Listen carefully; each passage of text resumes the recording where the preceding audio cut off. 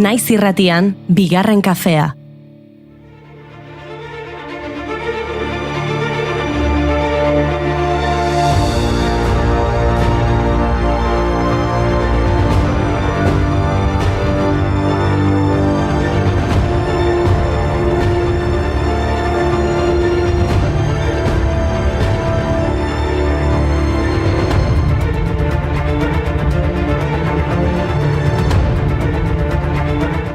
Egunon guztioi, astelena da eta haze astelena. Zerua odeitsu, euria anemenka, kafea baino gehiago beharko dugu giroa hau aldatzeko. Musika erabiliko dugu horretarako orduan. Orain bai, hasi da Durangoko azokarako atzera kontaketa. 2 egun besterik ez, landako gunea liburu, disko eta jendez betetzeko. 256 ekitaldi, 950 nobedade, 257 erakusmai. Argitaletxe, disketxe eta musikariak urduri egongo dira. Materiala jasotzen, dena prestatzen eta soineadurak praktikatzen. Eta gu, urtero bezala, han izango gara. Naiz irratiko setean egunero. Azokako protagonistekin hitz egiteko. Gainen, urteak aurrerantza doazte, ez dakit joan nahi dudan norabide berean.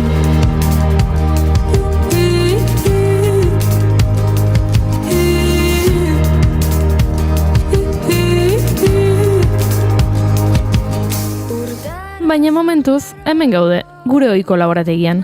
Eta Julenek esan bezala musika behar dugu asteari hasiera duin emateko. Beraz, goazen gaurko efemeridekin. Musikariren bat aipatzeko? Gertakari bat. Gaurko egunez, 1900 eta 1971 Montroko kasinoa errezan. Bira batzuk egin ondoren, Deep Purple taldea Suitzara leku aldatu zen zerga batzuk aurrezteko eta diskoa bertan grabatzeko.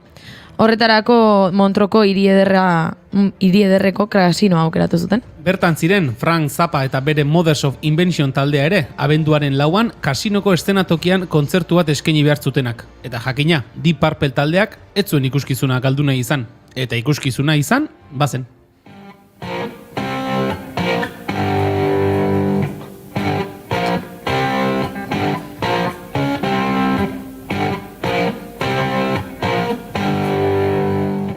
Zuzenekoaren azken konpasetan gertatu zen tragedia. Kronikek diotenez, fan inarrosi batek bengala bat bota zuen sabaira eta sute handi bat ere egin zuen. King Kong abestia jotzen ari zirela, Zapako musikaritako batek faia oiukatu zuen eta izua piztu zen. Kasinoa, hein handi batean, zurez eraikia, amorruz errezen, baina zorionez etzen kalte pertsonal larririk izan. Eraikina, kiskalita geratu zen, Zapak $55,000 galdu zituen ekipamendurik gabe geratu zenean, eta Deep Purple grabatzeko lekurik gabe geratu zen. Gertakari hura kontatzeko Deep Purple taldeak Smoke on the Water abestia konposatu zuen.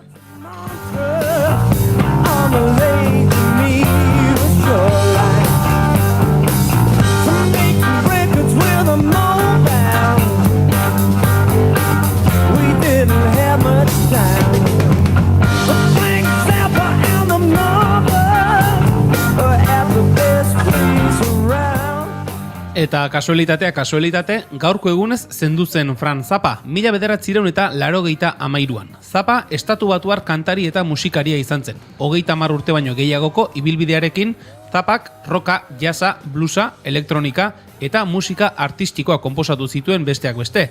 Zinema eta bideoklipen zuzendari gisa ere lan egin zuen eta albumen azalak diseinatu zituen. Eta ingelesezko musikarekin jarraitzeko beste gertakari bat.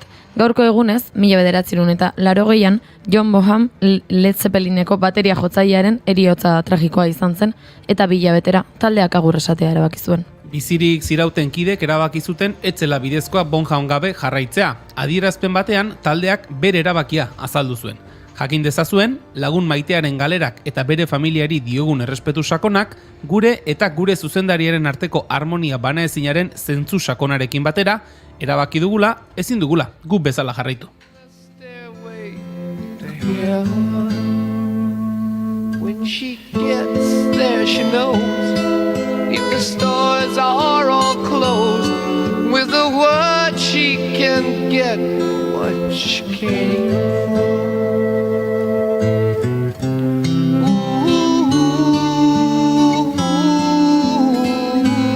And she's buying a stairway to heaven. Musikarekin eguna alaituko genuela esan dugu, baina gertakari tristeak besterik ez gara aipatzen ari. Suteak, eriotzak, musikak uzten duten taldeak. Eta oraindik tristeena falta zaigu aipatzeko. Izan ere, gaurko egunez 2010ean, Xabier Lete euskal idazle, poeta, kantari eta politikaria zendu zen, 66 urte zituela. Zaila da Xabier Lete deskribatzea edo bere ibilbide oparoa laburbiltzea. Gazterik hasi zen idazten eta bere artikuluak ohiko bihurtu ziren Zeruko Argia aldizkarian. Eta gaztea zela, 1965ean, Eztok Amairu taldearen sorreran parte hartu zuen. Zer egin dugu ezerrez, zer egiten dugu alkarjo, zer egingo dugu alkarri, zer egingo dugu alkarri. Taldea banatu ostean, Letek kantagintzan jarraitu zuen, eta dagoeneko herrikoiak diren abestiak oparitu zizkigun. Salvadorren eriotzean, Nafarroa Arragoa, Izarren Hautsa edo Gizon Arruntaren koplak. Idazketari dagokionez, 1968an argitaratu zuen Letek bere lehen poemategia, Egunetik egunera, orduen gurpilan, eta 2008an bere azkena, Egun sentiaren eskuizoztuak. Argitaratu eta urtebetera Euskadi Literatur Saria eta Espainiako Literatur Kritikarien poesia sariak jaso zituen. Lete euskal erreferente handi batean bilakatu zen, oraindik zeresana ematen duena. Aurtengo Durangoko azokan, Oiartzungo poetak musikatutako lanak bertsolaritzan izan duen eragina eta bertsolaritzak bere poesian izan zuena errepasatuko dituzte. Bizigai, hautsartatikan uste gabean, noizbait gina den gu ernai, eta horrela bizitzen gera sortuz ta sortuz gure aukera, atsedenik hartu gabe, atsedenik hartu gabe. Lana eginaz goaz aurrera, kate horretan denok batera, gogorki loturik gaude, gogorki loturik gaude. Eta musikatik zinemara, gaurko egunez jaio baitzen Alex de la Iglesia, Bilboko zinema zuzendaria. Mirindas asesinas film laburrak izan zuen arrakastaren ondoren, El Deseok, hau da Pedro Almodobarren ekoiztetxeak, finantziatu zion lehenengo film luzea, Acción Mutante, eta sekulako ospea izan zuen. Perdita Durango, El Día de la Bestia, La Comunidad, 800 balas, El Bat, Migram Noche, pelikula ospetsu ugari zuzendu zituen bilbotarrak. Duela 10 urte, bai, dagoeneko 10 pasa dira, Las Brujas de Zugarramurdi pelikula egin zuen. Izena 1610ko sorginkeria prozesutik hartu zuen eta Julio Caro Barojaren eta Jose Miguel Barandiararen euskal inauteri buruz egindako lanetatik inspiratu zen filmeko iruditeria sortzeko. Gasega, zaizoi bele, armatiro zirrizki, mirrizki, gerna plak, olio zopak ikili salda uru, edan edo klik, ikimilik, klik.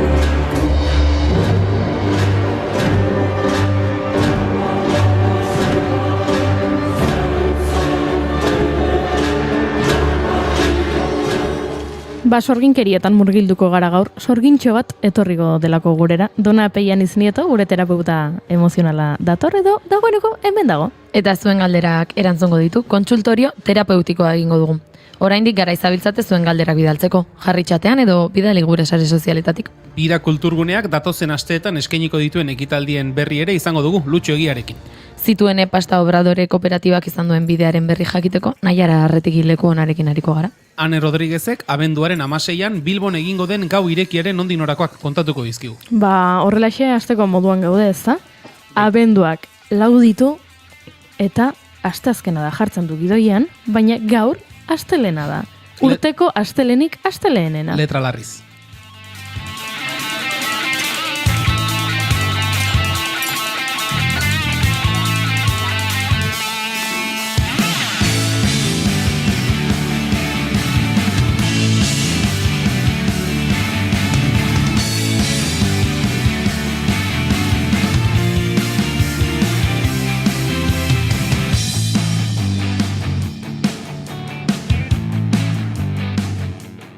Zuekin, June, Erromaburu, Ibarguren.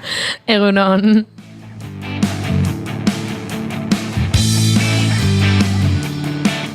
Zuekin, Julen High House Orbegozo. Good morning.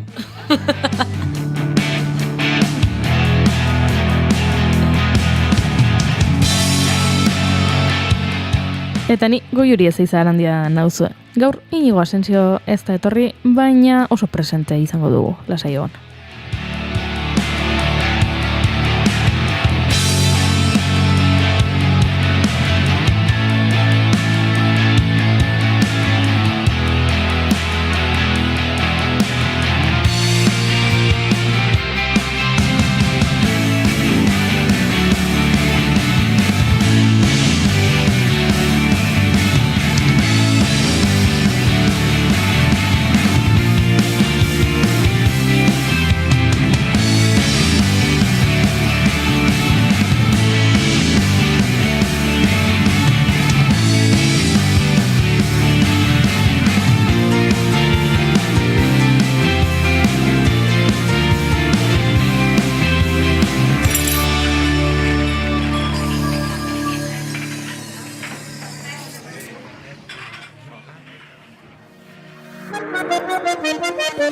Konpromiso ezaren ideala, ez da beti erreala, nork erakutsi dizu ala, badala, bai, orgasmo zazala, asetzeri deun bezala, hitzez ere asetu behar genuen jada. Zain dagoenaren damua, ez jakintasuna amua, etiketak ez du ordezten errespetua, sua, nork, hasi du jokua, noiz, bilatuko dute zure hitzek, behar duten lekua. Egia zaintza denez zalantzan eta plazerean, egia zaintza denez zalantzan eta plazerean. Bueno, hemen txatean ari zaizkigu, egunon aupa, egunon gaztiak, egunon julentxo, egunon guztioi, aste hasiera ona izan dezazuela eta izan dadila gurekin hemen naiz irratian bigarren kafearen 677 atalean.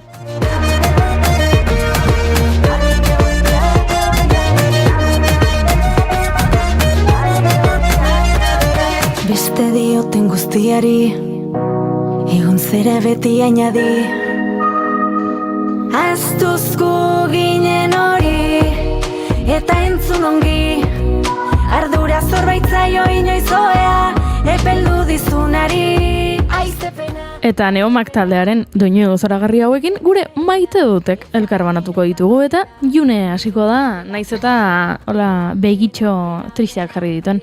June, zuri dago gizu. Prestatuta daukat. Daukat aurreko astetik, ze maite dut aurreko astean egin genuen deskubrimendu bat.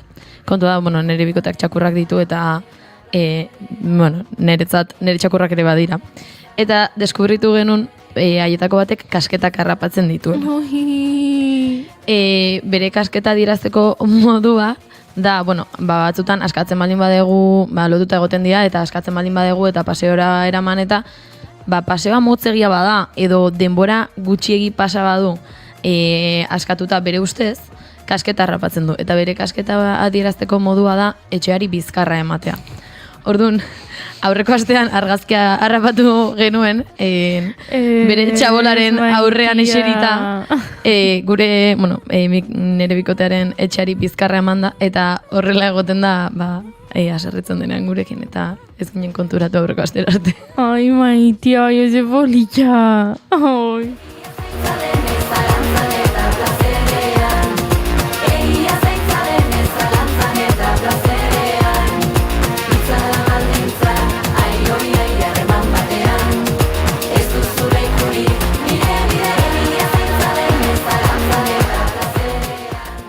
Eta hemen dagoenez, Dona Peian izenidori galdetu beharko diogu zein den bere maite duta. Egunon. Egunon, zer moduz Dona? Oso ondo.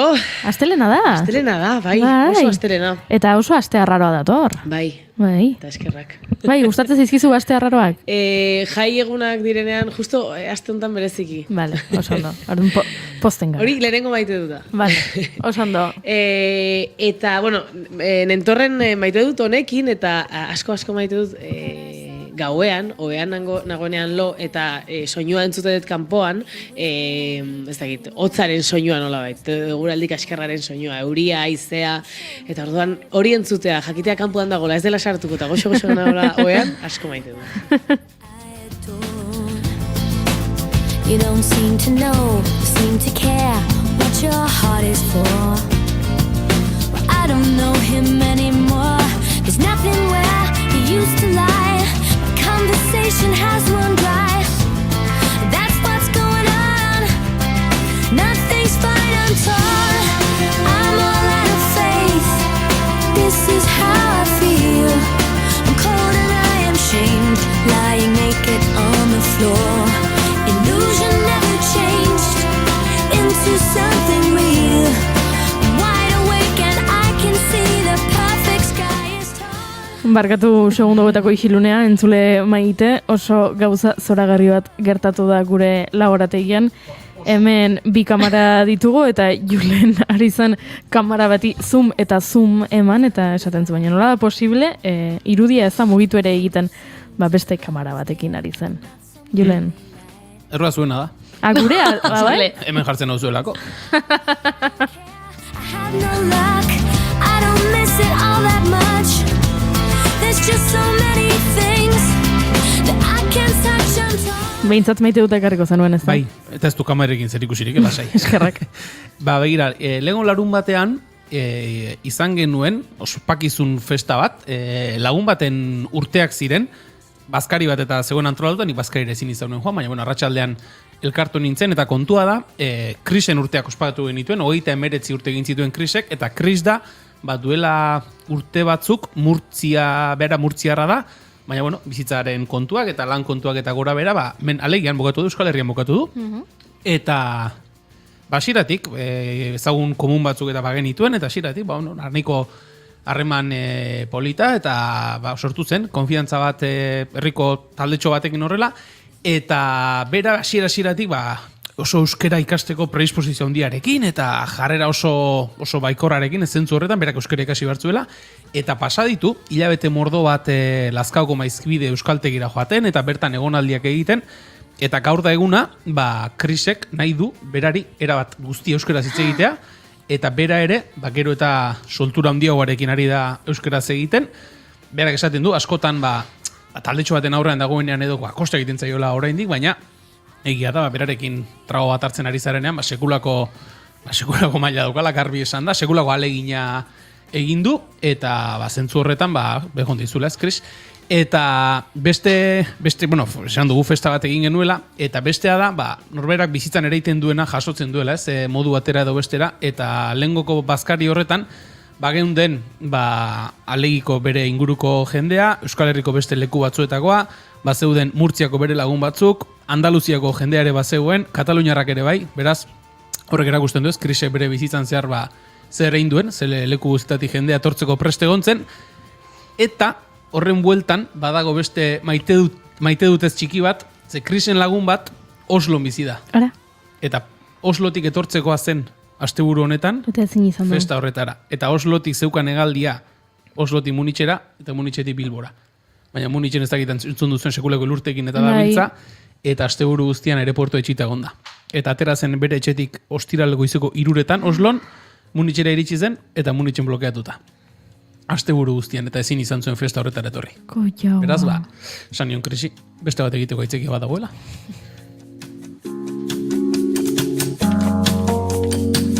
Zure parean duzun telebista itzalita zen. Begira, zure maiteutarekin zer ikusia du Gorkarenak. Jarri du, nire maiteuta da aurreko larun batean mintzodromoa eduki ganuela Zumarragan, eta haze ondo, zenbat jende gazte etorri zan, gazte jendeak euskara gutxi hitz egiten du, baina, horixe bere maiteuta, eta aipatu du, Lazkaon Maizpiden nik ere han ikasi nuen. Ara? Ta orain hemen isiune hau zaintzen. Ta orain hemen isiune hau zaintzen. Eta nire maiteuta falta da. Nire maiteuta da maiteuta baino gehiago gomendio bat. Aspaldi honetan, azken urteetan, ustet badela bizi dugun errealitatearen adierazle, asko kostatzen zait telesail bat edo pelikula bat ikustea mugikor hartu gabe. Hala, jartzen dut telebistan telesail bat, baino eskuetan dut mugikorra eta ari naiz WhatsAppen edo Instagramen edo Twitterren eta bueno, badut gaitasuna telesailaren aria jarraitzeko eta enteratzen naiz gertatzen ari den, konbertsazioak entzuten ditut, bai badakit, baina mugikorrarekin dago eta oso tristea da, ze batzuetan esaten dut, erabakitzen dut, gaur mugikorra alde batera utziko dut, eta telebista ikusten egongo naiz soilik, eta ez dakiten kosta egiten zaidan edo zer, baina ahaztu egiten zait handik minutu batzuetara hori erabaki dudala, eta hartu egiten dut mugikorra. Eta pena ematen dit. Baina deskubritu dut egun hauetan badagoela telesail bat, hain ona iruditzen zaidana, eta hain ederra ikusteko, eta hain interesgarria, eta hainbesteko zirrara sortzen didana, konturatu gabe telesail hori ikusten nagoenean, ez dut mugikorra ukitzen. Eta telesail hori da Netflixeko The Crown telesaila, 6. denboraldia estrenatu berri dute, 4 atal estrenatu dituzte, orain abenduaren egunetan hainbeste estrenatuko dituzte, eta nire maite duta da, horixe konturatu nintzela, ari nintzela atalak ikusten, eta ez nuela sentitzen beharra eskuetan beste zerbait edukitzekoa, eta nire atentzio guztia zegoela atal bakoitzean, eta oso nahi iruditzen zait, sekulako faktura teknikoa daukat. Pentsatzen dut Netflixeko telesailik garestiena edo izango dela, ze izugarria da dena, lekuak, jantziak, ze kamera erabili dituzten, izugarria. Beraz, horixe nire gomendioa, eta The Crown izena du Erresuma Batuko koroari buruzkoa delako, eta ni naiz monarkiaren aldekoa, baina bai telesaila honen aldekoa.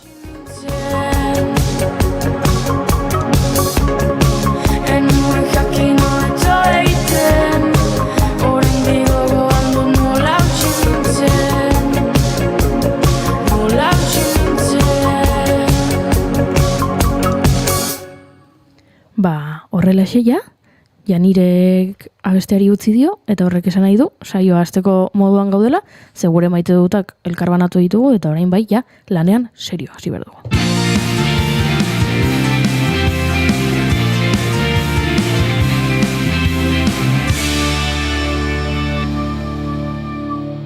Emaiozu bigarren aukera bat egunari. Naiz irratian, bigarren kafea. Bai, Julen ez begiratu horrela, orain artekoa ez da hain serioa izan. Baina lana izan da. Noski.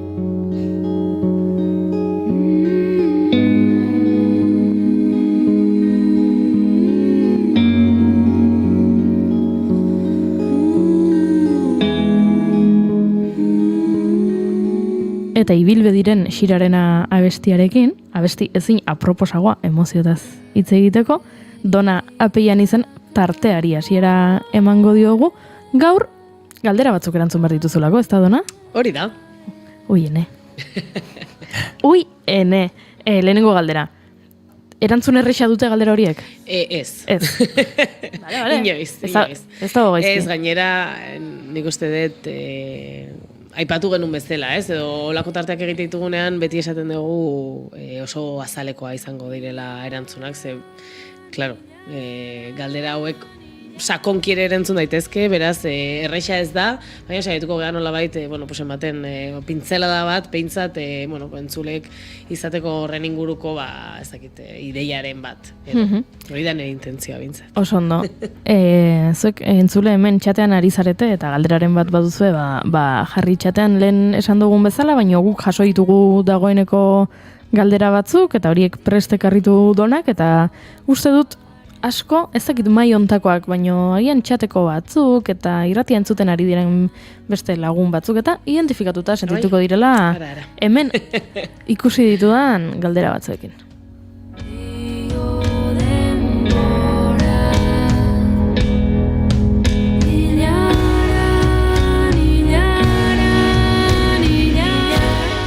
Ze galderarekin hasiko gara, Dona? Ba, nahi dezuna bota. Nahi- Gehien gustatzen zaizunarekin. Bale, bale. Lasai, nahi duzuna bota, bote pronto. Dena prest dago. La pipa, Hoxe. Ba, begiranik, abesti hau etxean bakarrik nagoenean jartzen balin badut abesti hau, negar egiten dut. Aha. Pila bat, negarra Xirarena. sortzen dit, horregatik izena du Horregatik, xirarena, xirarena. noski, oso izena proposa. Sondo Julen, erkeia ez. Egunon, June. Egunon. June, egin dezakezu, barra egin dezakezu. Ez. Trasfondo daukaz, lehen bat zu bota duzu eta orain empate gaude, Vale. bat eta bat. Ze? Baina hori joan da offline, joan da hori. Ala, eta donaetani kanpo utziko gaituzue? Zuen hobe beharrerako bai.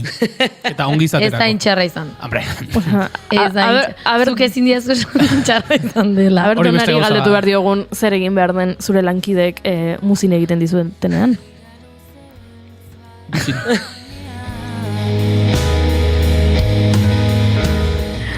Tira, esan bezala nik negara egiten dut abesti hau entzuten dudanean, eta ikusi dut norbaitek galdetu duela, ea gehiegizko negar egin daitekeen. Askotan negar gehiegi egiten dudala uste dut eta posible da, existitzen da esaldi hori, negar gehiegi egin daiteke?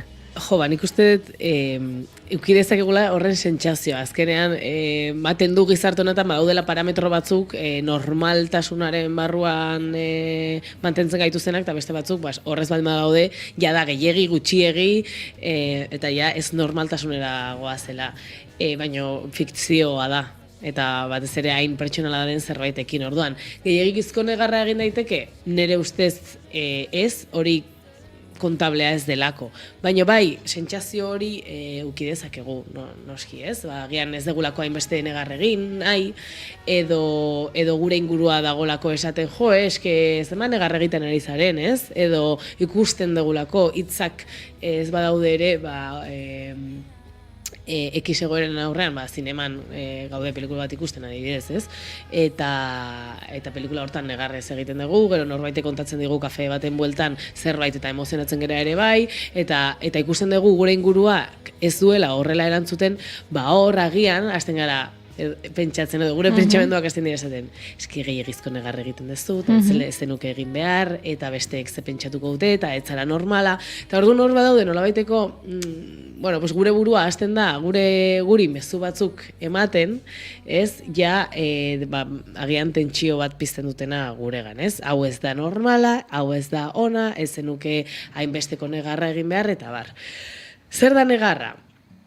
Negarra da emozioak askatzeko era bat. Niri asko gustatzen zait nola zientziak erakusten digu ere bai negarraren bitartez partikula X, ez gogoratzen izenaz, baina X partikula ateatzen ditugun zeinak partikula hoiek gorputzean gelditzen baldin badira nolabait zaildu egiten dute guri minaren buelta hori ematen, ez? Orduan hori botatzerakoan nolabait askatzen dugu zerbait eta horrek edo negar egite horrek laguntzen digu dena delakoa prozesatzen. Adibidez, norbaitek kontatzen baldin badigu, lagun batek kontatzen baldin badigu, bere aitona monak, ez dakit historia bat, erotza bat, edo dena delakoa. Eta beraiekin empatia hori sortatzerakoan, negarra egiten dugu. Gu agian behar dugu, edo pertsona honek agian behar du hori bota, edo bere gorputzak behar du bota negarraren bitartez, partikula horiek edo askatu behar du sentitzen duen hori negarraren bitartez digeritu ahal izateko bizitzen ari dena. Segure buruak ez daki erreala edo ez reala ezberdintzen. Orduan, niri norbaitek kontatzen baldin badit, historia bat niretzako unkigarria dena edo pelikula batean ikusten baldin badet, ez da reala, ez da nire bizitzakoa. Baina hori sartzeakoan nire gorputzean ja nire sistemak esaten du, hau zurea da. Orduan hori agian digeritu behar du pertsona honek eta digeritzen du negarraren bitartez. Orduan, gehiegizko negarra, hau pasu, behar dezu nola baita agian, ez? Ez da existitzen gehiegizko negarra, baino bai, gero horrekin zer egiten dezun, bai ikus dezakezu hor, itxoin, igual ez dut nahi orain negar egin, ez? Ez da momentua, nago erosketa egiten eta batean negarra ez hasten ez, igual ez dut nahi. Arnasa hartu, kontatu 10 arte, 3 arte, eta hor nik bai esango nioke identifikatzeko agian buruan dauden mezuak. Agian badagolako txarra da inbesteko negar egitea, edo, ez?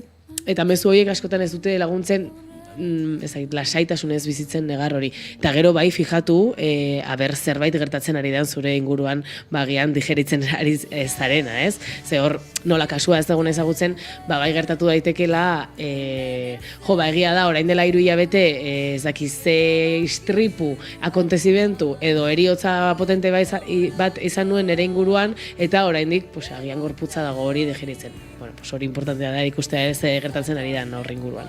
Ze hori, markatu diren. Ez, esatera ninduan hori oso gauza subjektiboa da. Esan dut, niretzat asko dena zuretzat gutxi izan daiteke, ez?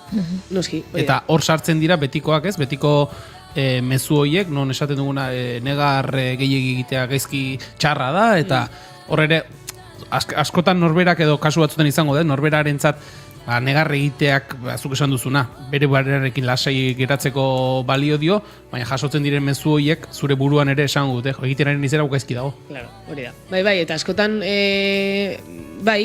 mezu horiek oso sozialak dira, oso ingurukoak naiz eta hitz ez egon, ni baldin banago 100 pertsonen artean bakarrik ni negarrez, gehienetan, azkenean, ez naiz normala, ez? Eta ez gara normala, pertsona gokentza mundu bada.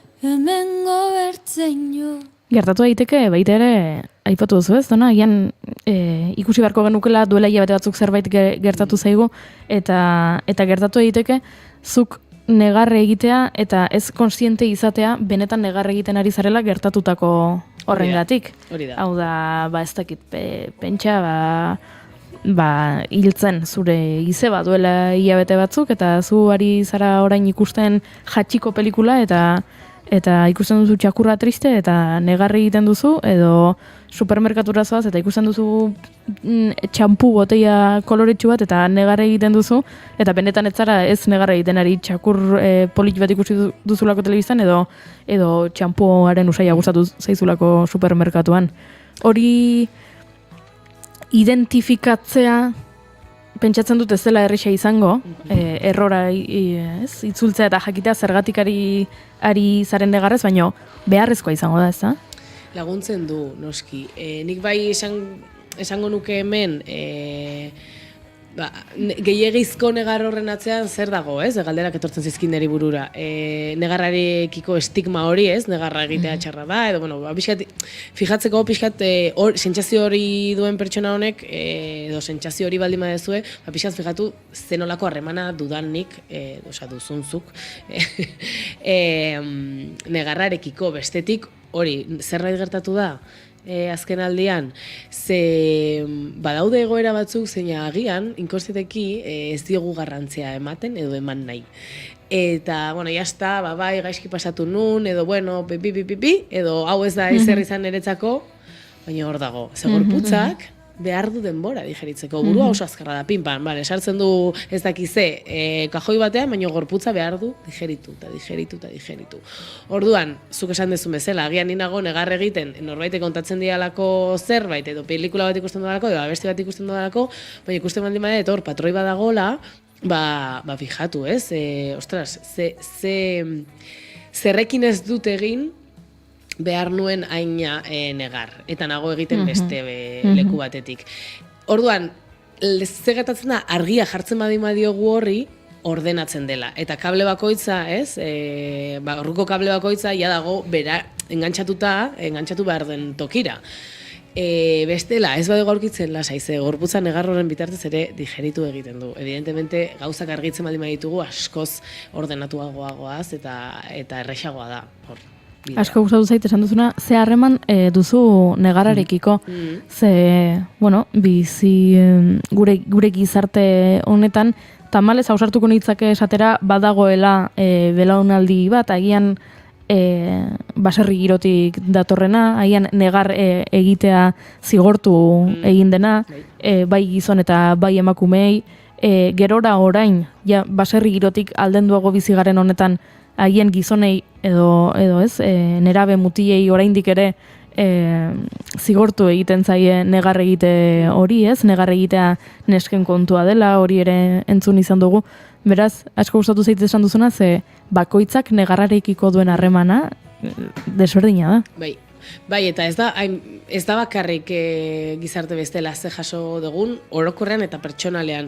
Baizik eta adibidez, nire ama oso negartia izan bada, eta etxean negarra beti, ez dakit, baimendua egon bada ere, ni gertatu daiteke negarrarekiko retxazoa izatea. Ze mingarria izan zait adibidez, nire ama negarrez ikustea, eta naiz eta baimena izan, agian ez diot permititzen nire buruari. Edo horregon daitezke joku ezberdinak. Orduan, bai, niri beti baimendu diate, bai, baina zer gertatzen zaizu zuri. Edo ez, niri ez diate baimendu, bai, baina zer gertatzen zaizu zuri. Horregatik da ere pertsonala.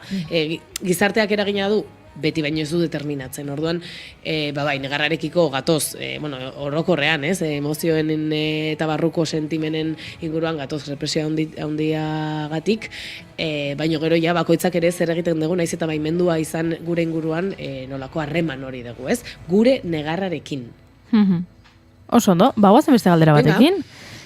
Asko kostatzen zait komunikatzea sentitzen dudana. Arazoak ditut honekin, zer egin dezaket? Hau asko gustatzen zait. Hau da, esaten den bezala, meloi handi bat. Meloi handi bat, bai. Denak izan daitezke meloi handiak, ikusten dugun bezala. Azten gara pixka eta zaletik eta gero sakontzen beti jun gaitezke. Asko kostatzen zait komunikatzea sentitzen dudana. Claro, niri hemen galdera bat etortzen zaita da.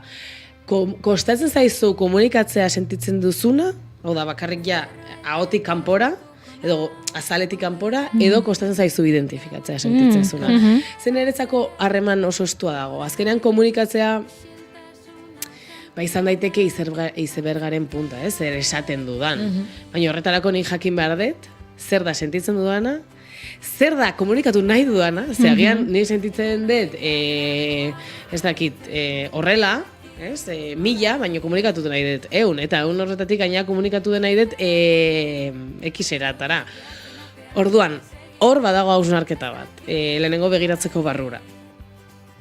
Zer da komunikatzea kostatzen zaizuna?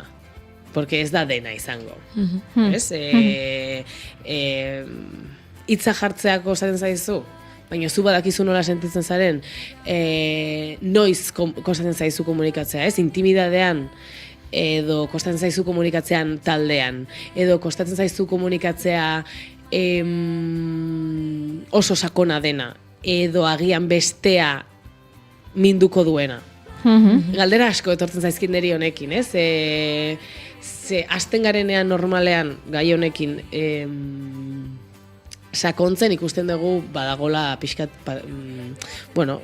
nolabait, ez dakit, bide bat. Ez egia da, kostatzen zait komunikatzea, askotan nik uste dudana besteari mina emango diona. Bale. Orduan hor dago beldurra. Blokeoaren inguruan kostatzea komunikatzea egon daiteke edo ez jakintasuna. Ez dakit orduan ze komunikatuko dut, ez badakit. Niri orain galdetzen baldin baduzue galdera bat nik ez dakidana, esango dizuet. Isilik geldituko naiz, esango dizuet, ez dakit. Eta hori ez da kostatzen zaidala komunikatzea, baizik eta ez dakidala, erantzuna. Baina, beldurra baldin badet, beldurrak blokeatzen gaitu. Ere bai, orduan, nik baldin badakit, aserrenagola, zuk esan dezun zerbaitengatik, edo ez dezulako jaso, ez dakit, atzoko afaria, eta beldurra ematen dit agian, zu aserratzea nik esaten baldin badet, ez zai gustatu ez dezula jaso atzoko afaria, noski kostatuko zaidala komunikatzea, ze beldurra dakat. Eta beldurrak esatit, ez egin, ez esan, ez abertze gertatuko dan, gero asarratuko da zurekin, edo ez du hau ulertuko, edo ez du ondo hartuko, edo, bai, eta gero hor sortzen dira ere bai, nolabaiteko hori mezu batzuk, edo sortu daitezke, ez direnak funtzionalak, ez, edo mingarriak izan daitezkena guretzako. Nik sinisten baldin badut, kostatzen zaidala komunikatzea ia patroi horrekin joa, edo predisposizio horrekin, orduan.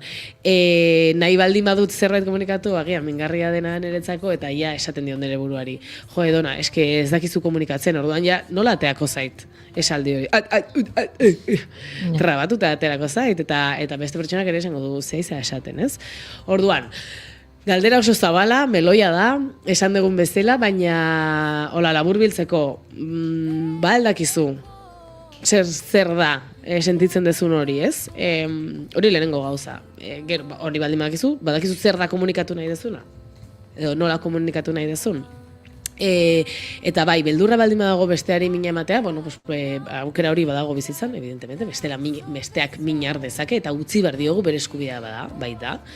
Eta gero guk hor zaindu, evidentemente, bere eskubidea da aserretzea, baino ez aserre horrekin gu zaintza ere badu egin behar hori, ez? Orduan, bueno, pues hor, segun ze egoera dan, komunikatzea, nola komunikatzen garen, eta zen nolako agresibitate, bortizkeri edo pasibidade, edo asertiboki komunikatzea beti dago, ez dakit noiz nahi hitz egin dugu nontaz, baina komunikazio asertiboa badijoa pixkat nire emozio, pentsamendu beharrak ez jartzea bestearen gainetik, ez da bestearen azpitik. Orduan, nik sentitu baldin badut, ez dakit, amorrua zuk egindako zerbaitekin, hori asertibitatez plazaratu dezaket inposizio gabe, baina bai ez dizut ere utziko zu inposatzen, ez? Zuk dakazu errua, bueno, txoin, nik ez den nahi hola komunikatu. Orduan, komunikatzea hemen, bada gai oso interesatzea, ez? Komunikazioaren gaia. Baina galdera hau erantzuteko pixkatola azkar moduan, hori esango nuke, ez? Lehenengo, badakigu zer sentitzen dugun, zer komunikatu nahi dugun, eta gero, zer da zehazki kostatzen zaizuna komunikatzea, beldurra dago horren atzean, eta bueno, hor, meloi oso handia baldin bada, bigarren atala egin barko genuke.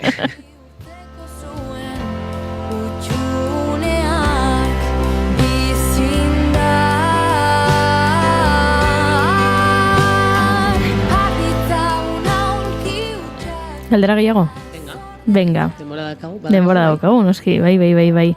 Azken aldian oso haserre nagoela ikusten dut. Dena ondo doala esango nuke. Ez da ezer berezirik gertatu, baina haserre handian abaritzen dut.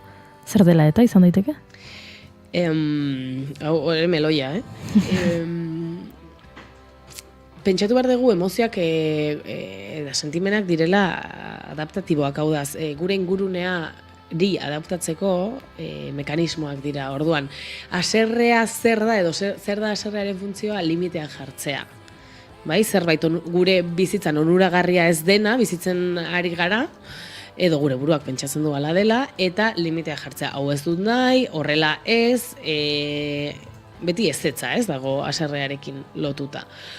Orduan, dena ondo doala ematen baldin badu ere, gertatu daiteke, bai buruan edo bai beste esparru batzutan, estresantea den zerbait bizitzen aritzea. Igual, lanean dena ondo dijoa, baino egia da, ari naizela lankarga pixka bat gehiago izaten, edo gabonak datoz, eta gabonetan egin bardet lana, eta onartzen badet ere, putzak, nola behar duen denbora digeritzeko, agian, ostras, etzai gustatzen hau, ez? Nik esango nioke, agian badagola zerbait, oso txarra ez bada ere, edo oso kaltegarria ez bada ere, agian gustatzen ez zaiona. Pentsatzeko, begiratzeko. Egia da, azken aldian, ez dakit, lagunekin gutxiago gelditzen ari naizela, eta hor desfoge gutxiago dudala, ez? Edo hori lanean, estres pitxin bat gehiago izaten ari naizela, edo badaude faktore ezberdinak agian badutela horre zer ikusia. Eta haserrea ere da deskargatzeko era bat, ez? Haserrearekin ondo erabiltzen baldin badugu, edo era egoki batean erabiltzen baldin badugu, asko deskargatzen dugu. Orduan, kirol gutxiago egiten ari baldin bada pertsona hau, edo gehiago jaten berarentzako edo beste era batera jaten, berarentzako normaltasunatik at dijoana. Bagian, estasaren bitartez, ez, hori askatu behar du. Niri asko gustatzen zait irudikatzea momentu hauetan askotan lehoia edo tigrea bezala gaudenean, nola, ez, posizioetan, gaudela nolabait zerbait esaten, ez, lehoiek esaten duten bezala. Orduan, zer dago hor barruan, esaten ari ez garena, bestera batera, pues hori, agian ez garelako konturatu, eta eskatu behar duguna. Orduan, nik esango nioke, hausnarketa hori egiteko, ez badu ezer ikusten. Askatzeko, pixkat konstienteago. Erabiltzeko, ja konturatu dela, ostra, ez dakize gertatzen ari dan, dena ondo dijo aparentemente, baino, bai nabaritzen dudala gorputza normala baino aserreago. Bale, konstiente izan, eta erabili aserreak ematen dizun energia guzti hori, era konstiente batean askatzeko. Jun, korrika egitea. Oiukatu konstienteki, ez? Kotxean baldin mazoaz edo etxean, hartu almohada, jarri aurpegian edo ez. Eta, oiukatu, ez? Baina ez izatea aserreagatik egiten dugun zerbait, baizik eta nola badakit, nire gorputzak behar duela hori deskargatu, egingo dut konstienteki, ez? Edo boxeo zaku bat hartu eta jo, edo saltoak egin, edo margotu, buztina, olako gauzek laguntzen dute asko gure gorputza, era konstienteago batean kanalizatzen haserre hori. Beraz, gomendioa emaiozu buelta bat. Dena ondo dijo horri, eman buelta bat. Hori ere bai. Dena ondo, non baiten badago zerbait, hori bilatzea da kontua, ez? Egin kirola, pentsatzen nuen zela gomendioa. Hori ere bai, hori gauza derra da. Bai, askatu, kirola edo, bueno, bai, baina niri irakurri dudanean galdera hau, bai, horrekin bai gelditzen naizela pixkat, dena ondo dijoa. Bale, zer da ondo, zer da dena. Ez, bueltatxo bat eman, baina bai, karo, pertsona honek hau idazten baldin badu, bada... Konsiente da. Ez dula aurkitzen. Hori bada ez, esaten dena askotan zer, moduzta, txarrak enduta ondo.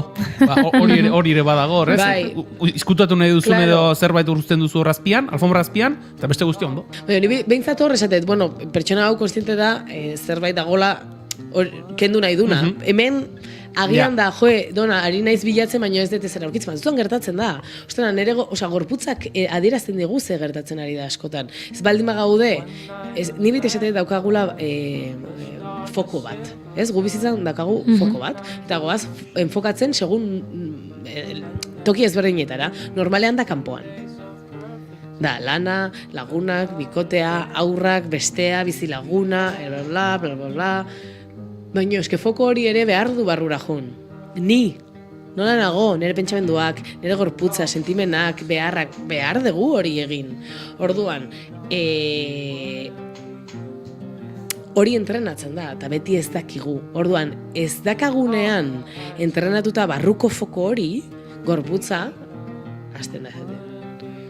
Ez, gehiagi jan nahi dut, antxetatea dakat, tripako mina, buruko mina, aserreak, gehiagizko negar hori, ez? Bueno, hor, oso polita da fijatzea, ez? Azkenean nik galdera hauetan ere ikusten dut hori. Bale, gorputzak zerbait esaten eri eta ez daki zer dan. Orduan, horregatik guazen foko hori, pixkat, jartzea barrura, aber zerbait aurkitzen dugun, eta ez badago aurkitzen guazen laguntzea gorputzari hori askatzen. Gauza oso grazioso agertu da oraintxe bertan. Guk daukagun kamera honek, gure gonbidatuak ikustea, zuek gure gonbidatua ikustea albidetzen duenak, bi mekanismo dauzka. Bat, guk kontrolatu dezakegu, baina beste bat da, zuk egiten dituzun eskuen mugimenduen arabera, kamera mugitu egiten da, eta badaude mugimendu batzuk esan nahi dute, gerturatu, beste batzuk esan nahi dute, urrundu, gora, bera, eskui, ezker, enfokatu, desenfokatu, eta donak hainbeste hitz egiten du eskuekin, kamera dabilera atzera eta aurrera. Ni naiz izan,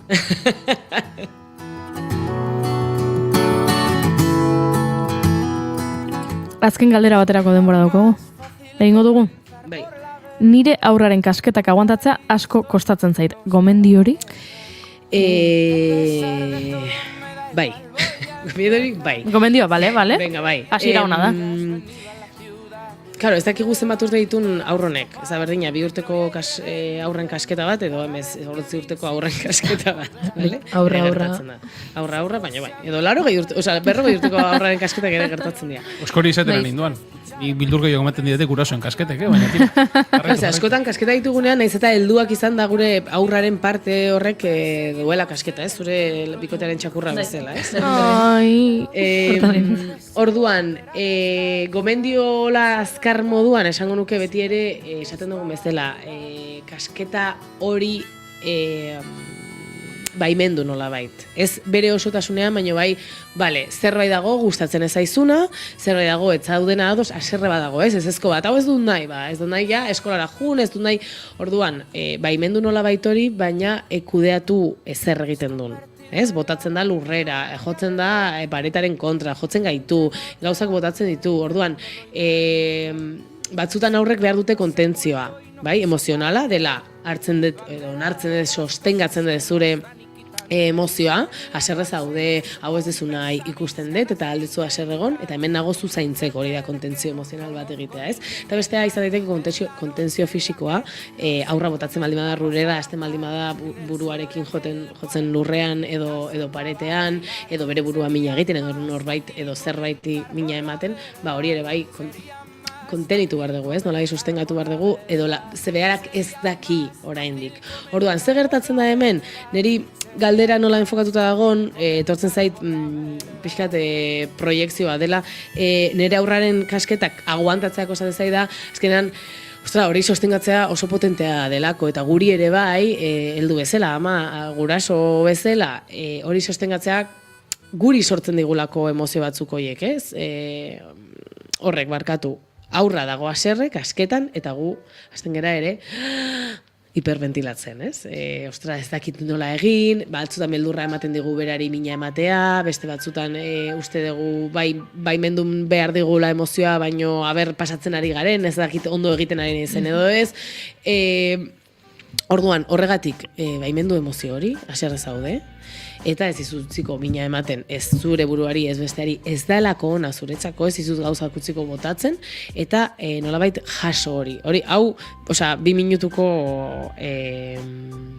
gomendio batean, hemen lanketa oso sakona egon daiteke, eta gero utzi, haserre hori, esan dugun bezala pixkate azken aldian haserre nago galdera horrekin, proiektatu edo kanalizatu haserre hori era funtzionalago batean, kujinari jotzen, burroketara jolasten, saltoak egiten lurrean edo etxean baldin gaude ohean, ze hor aurrak askatu egiten du energia hori, eta errexagoa da lasaitzen.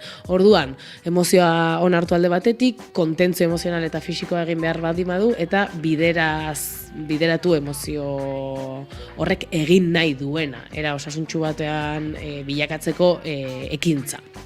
Hemen Anderrek herri du, ezagit horrek esan nahi duen, bera den kasketak harrapatzen dituen ume ezain umea, edo inguruko aurren baten kasketak aguantatzea tokatzen zaion heldua, Ander kontatuko diguzu.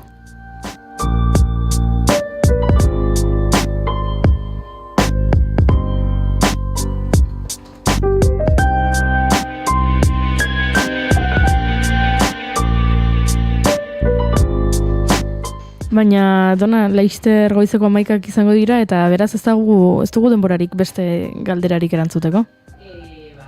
Egingo dugu. Gainera, gelditu da hor galdera bat niretzako oso interesgarria dela estresaren inguruan dena, eta horrekin bai pentsatu dut agian egingo dugula saiotxo bat, beraz, estresaren inguruan, intzaingo. Oso ondo, estresaren kudeaketa. Hori da. Edo kudeaketa eza. Hori da.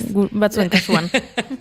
Eskerrik asko Dona Pilleniz Nieto, egun hauetan galdera gehiago iristien balin bazaizkigu, ze jendeak agian esaten du, begira ze interesgarria, nik ere baditut galdera batzuk. Botako dizkizugu, eta hurrengoan egingo dugu bigarren. Nik juten naiz pilatzen galderak, eta gero ja egiten digulako saioak. Hori da, eskerrik asko Dona. Zuei, egun izan.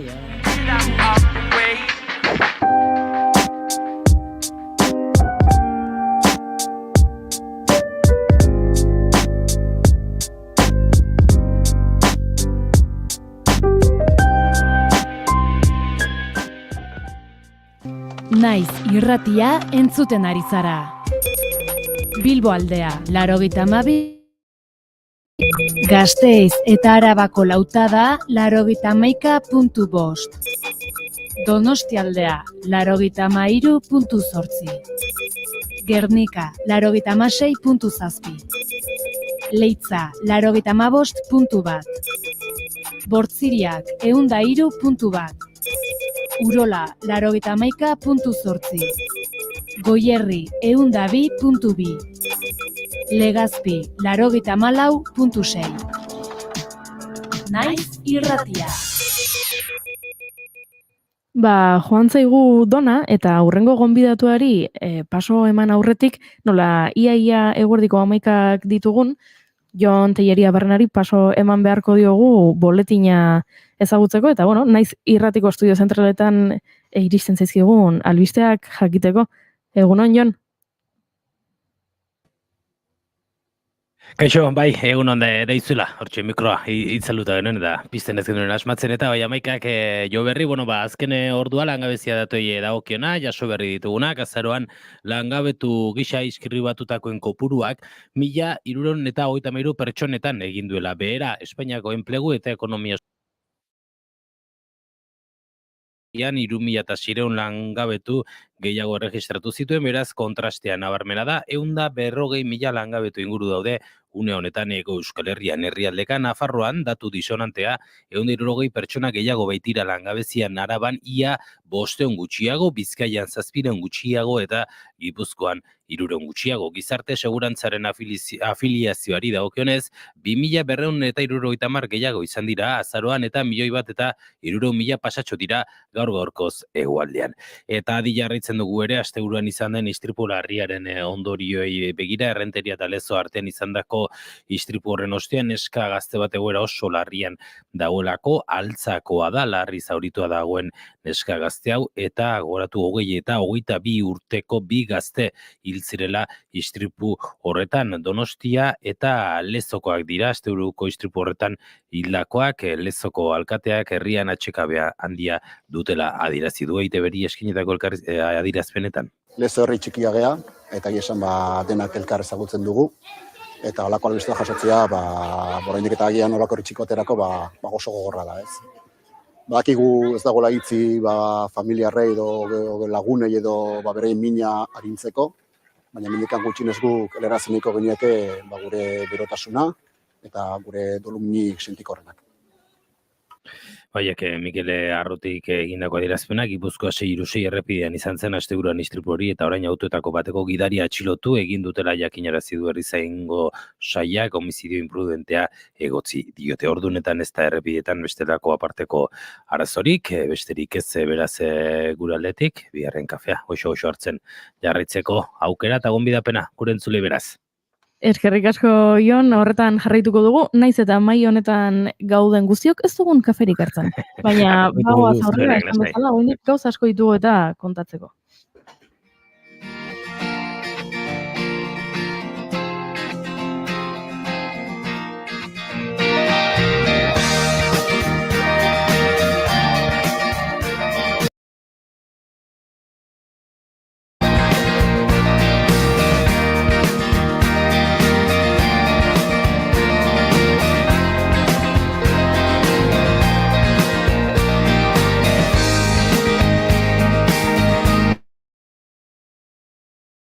Ematen du esan zen du nastiro berandu dator bizitza. Horeretako erdiko kalean zehar paseoan bazabiltza, sukalde usain goixoa darion denda baten ondotik pasako zara. Batzuek agian ostiralean eskolatik ateratzerakoan, etxean zegoen usainarekin lotu dezakete, bertan pasta egin berriaren usaina baitago. Zereal ezberdinekin egindako pasta artisau eta ekologikoz betetako apalategiak topatuko dituzue bertan sartzerakoan, eta lanean alde batera eta bestera dabiltzan bikotea. Arbozutan ez betzeko zutan loaren orde. Euskal Herrian ohikoa da elkarlanean eta kooperatibismoan hainbat proiektu sortzea, eta badira urte batzuk ere antzeko asmo bat martxan jarri zutela Naiara Arretegi eta Iker Aizagirrek.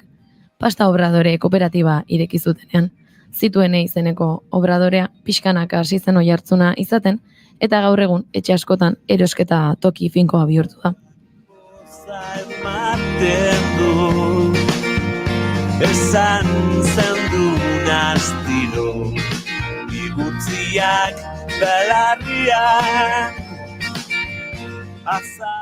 Bidea nolakoa izan den, eta ideia nondi datorren kontatzera etorri da gaur gurera Naiara Arretegin leku ona, egun honetan ongi etorri Naiara. Egunon, eskerrik asko. Bueno, pixka bat aipatu dut, herriko kalean dagoen dendatxoa zaretela, baina horra iristeko egongo ziren hainbeste pausu aurretik, nola hasi zineten ideia honi bueltaka? Bueno, bizitzan dena bezala hau karambola bat izan zen. Ez egia ni neon agroekologia munduan, bueno, sartuta, baina gehiago kontsumitzaile bezala, gero ikerketa batzukin itun, voluntaria bezala, eta, bueno, azkenean gogo sartzen zu ikusten zu, zure burua ekoizle bezala, ez? Eta, bueno, ikusi genuen pasta munduan, batzeola hor, bueno, nitxo bat, odeitze joten bezala, ez? Utxune bat, eta, bueno, posible genuela horren kajatu, Gipuzkoa aldian, ikusi genuen, bueno, inbertsioare etzela hola esagerazio bat, ikasketa prozesuaren nahiko, bueno, jongea ikasten, izan txugu irakasle honak ebai, eta hola, eta aurrea, hobeto, atzea baitu gabe, hola.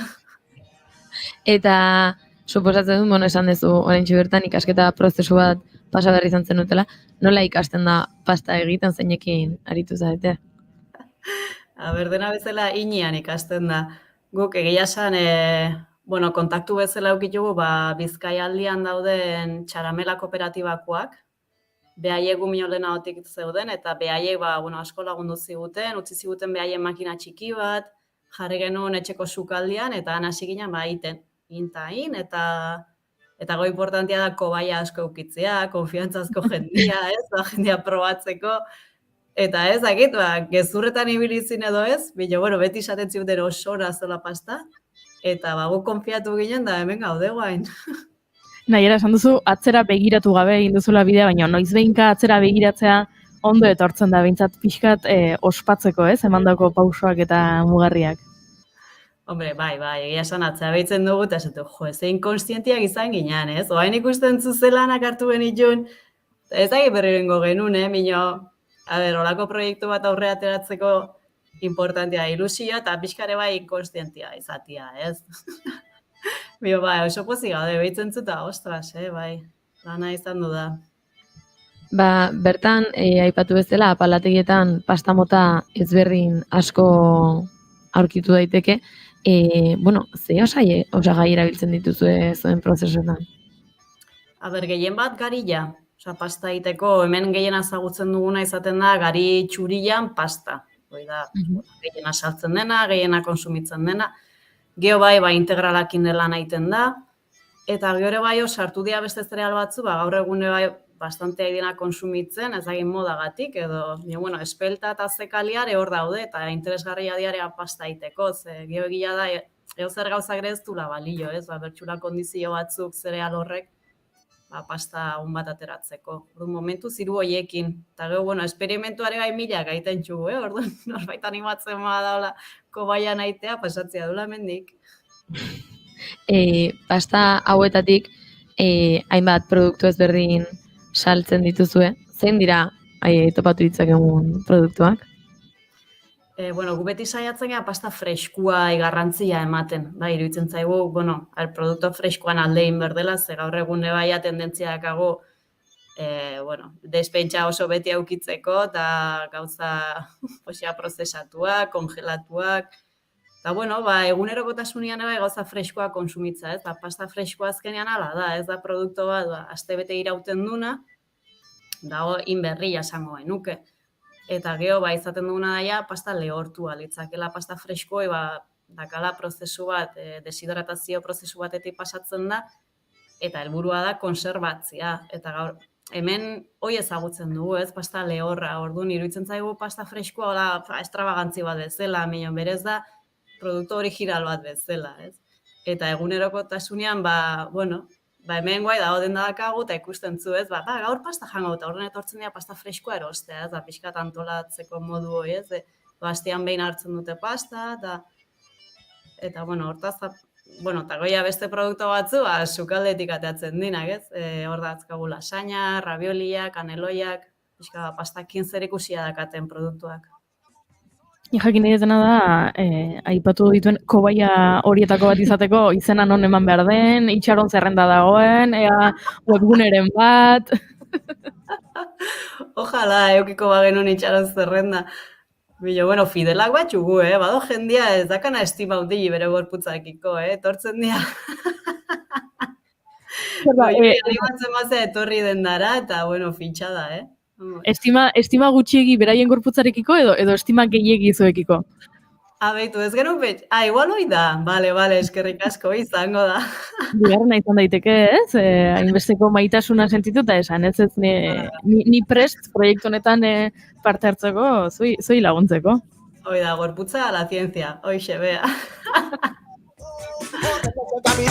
Norainora mango gaitu, ez daudirurik ezkuntzarako, zasunerako, baina bai badagoela txikiziorako.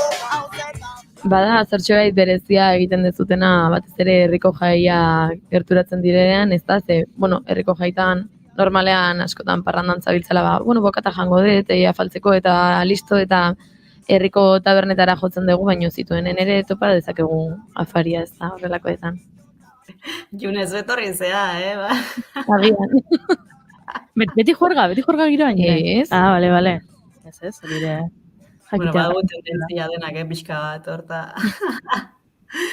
Egia da, Madalenetan bai jartzen dugula, afariak tamaten txugu, edo Atlantikaldian, herrian, horeretan zehoze bada honian, pixka aportatzeko, ez?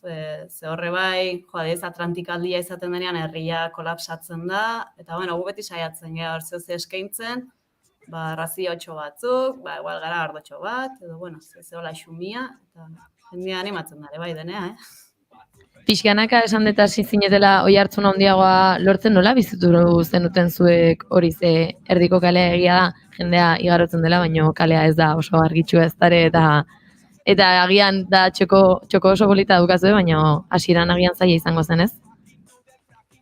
Zaila izan zen, de hecho, txokua topatzia. Zezke, agia esan da, pixka, tristia, ze ikusten zu herrian doztera, lokal pila bat utxak, milion gehozuk nahizuian bat, ematen du aizeala bilatzen, tesoro bat, Eta, Jabian partetik exigentzia hundiak, Jabiak, eta gure kasuan ebai, sanidade aldetikan ebai, etzen erresa montatzia obradore bat, sukalde bat, begenuen espazio handia. Egia da, oso pozik gaude. Zezke topatu genuen, de hecho, bi lokal topatu genitxun, lotu posile izan du genitxun, hemen aldezarrian, eta gaude superpozik gure txokuakin. Da, gure, ez da, lehenengo etxia esan, o bigarrena behintzat bai. Eske me pasatzen txoko ordu pila bat. Egia esan espazio politia dakagun laneako, gaina ikusten zuten, nire bantxe buleguan nago, goiko pixuan, hemen badakago gure espaziotxo bat, gure deskantxurako toki bat, bilera egiteko, semiakin hemen eoteko, deneako. Azkena importantia da ez espazioan kontua hori bai. Hemen zuzenketa bat, gorka galduta da bil. Oi hartzun oso politia da, ea berriro juten nahi zen. Eta hemen ez, ondo zuzenduta gure indio germaiteak esan dio, horeretan daukagu gorka. Gorka, etzara enteratu? Gorka kontuz, oinak lokatzetan sartu gabe, Iguale ez da bil oso okerrez, egu oi hartzun gugea, eta iguale handikan ikusi diguta, hande saltzen dugu maiz, eta da barriendo pa casa, hemen denak. Gorka guzu arazorik goiz partean oi hartzunera joan, eta ratxalde partean horeretan joteko, edo alderantziz. Ez da geldirik egon. Ez. Aurpegietan, serioenetan, erantzukizuna ere diren erantzunetan. Angela Nahi arazuek ekologismoari eta kooperatibismoari garrantzia handia ematen diozu, ez da? Bai, gure oinarriak dira. Egia da, hasieran, ni nola heldu nintzen agroekologia mundutikan, hor bai oso zentratu agian, oso argi genuen zein nahi genuen, ze produktu mota, zeinei erosilen gaiak, hori dena oso argi genuen.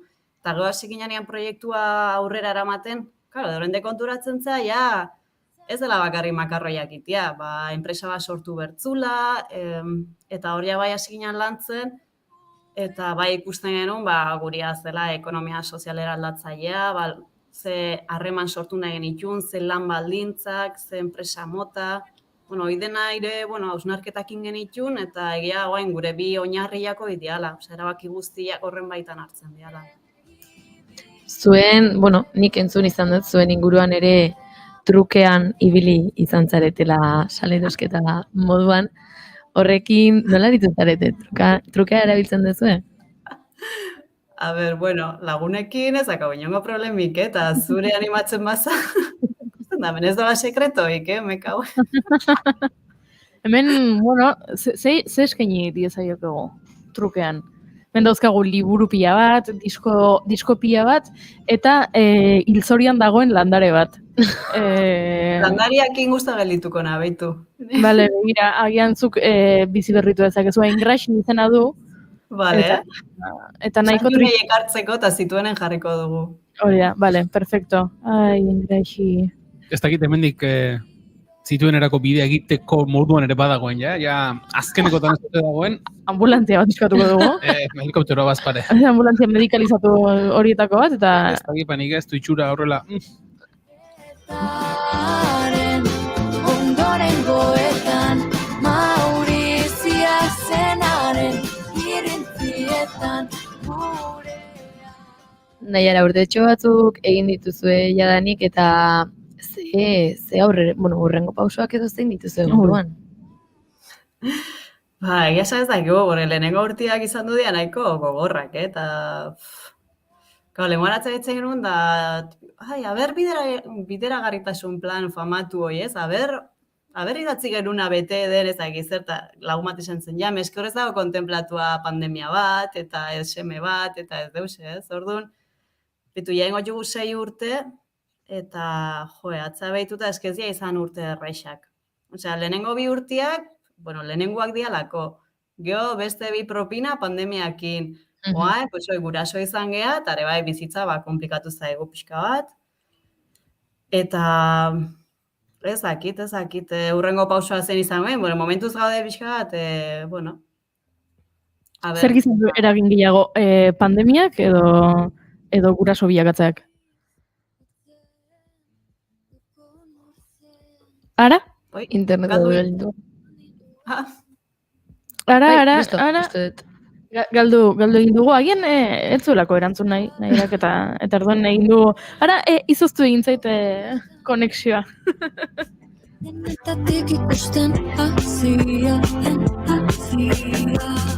Baina hemen daukagu, ez da? Entzuten gaituzu?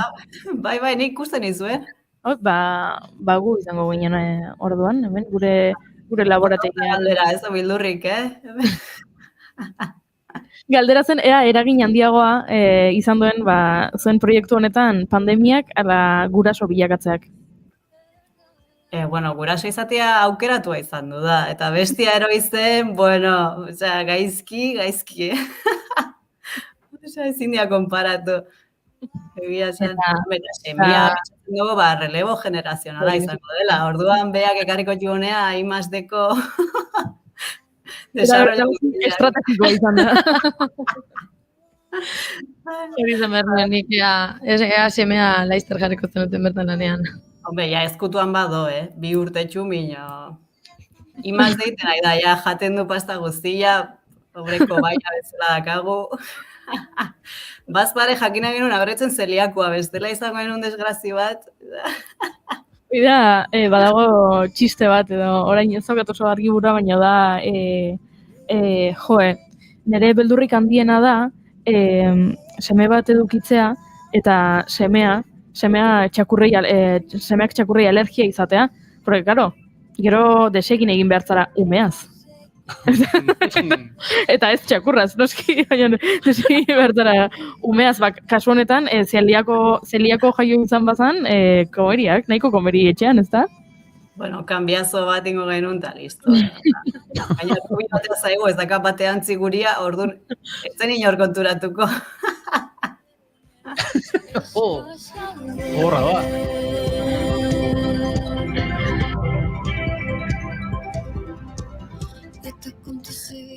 Bueno, Naiara, gaur, zure bikotea asko aibiltzen da hemen txatean eta hor dabil oraindik ere. Bueno, eskuminak hemendik ere beretzat indio. Eta, eskerrak eman izkizu Naiara zuen proiektu hau ona ekartzeagatik, eta ea bigarren kafe bat hartzen dugun aurrera xago ere. Bai, urrengo jogona zuen lokalea, eta hartukot kafea igusta. Eskerrik asko eta aurren arte. Bai, zuei. Minorekin, mina baino lehenago bertzen artelako.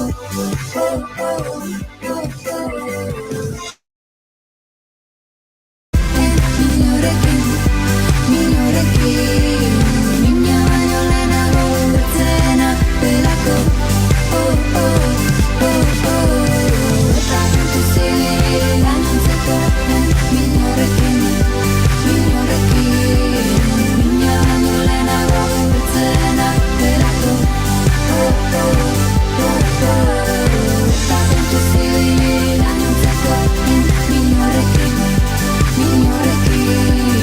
Mina baino lehenago bertzen artelako.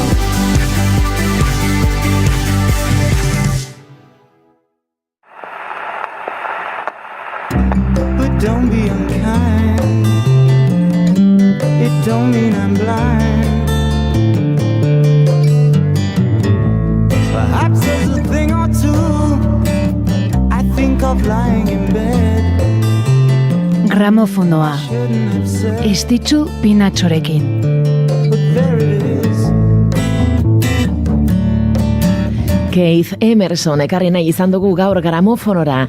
1954ko azaroaren 2an jaio zen Erresuma Batuan eta Emerson Lake and Palmer taldeko teklatu eta abeslari gisa egindako lanagatik da ezaguna. 77an egintzun debuta The Nice taldearekin eta 70an Emerson Lake and Palmer super taldea sortuzun.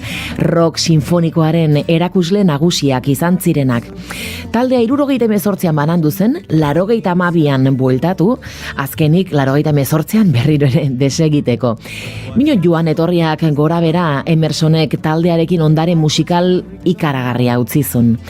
Tragikoki, bere eskuineko eskuko nerbio bateko gaitz baten ondorioz depresio sakonean sartu zen, bibeatz ezin mugitzea eragintziona, eta nonbait ezin izan zion egoerari aurre egin, eta bere buruaz bertze egintzun 2016ko martxoaren 10ean buruan tiro bat emanda Keith Emersonek.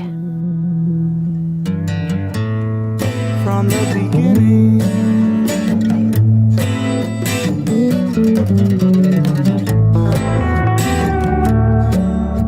Jada entzungai duzue gramofonoaren azken saioa.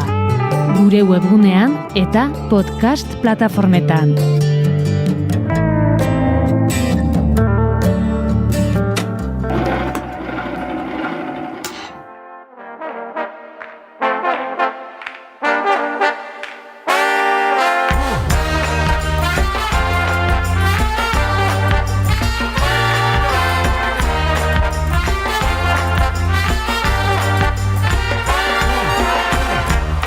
Zakoz lehioa bero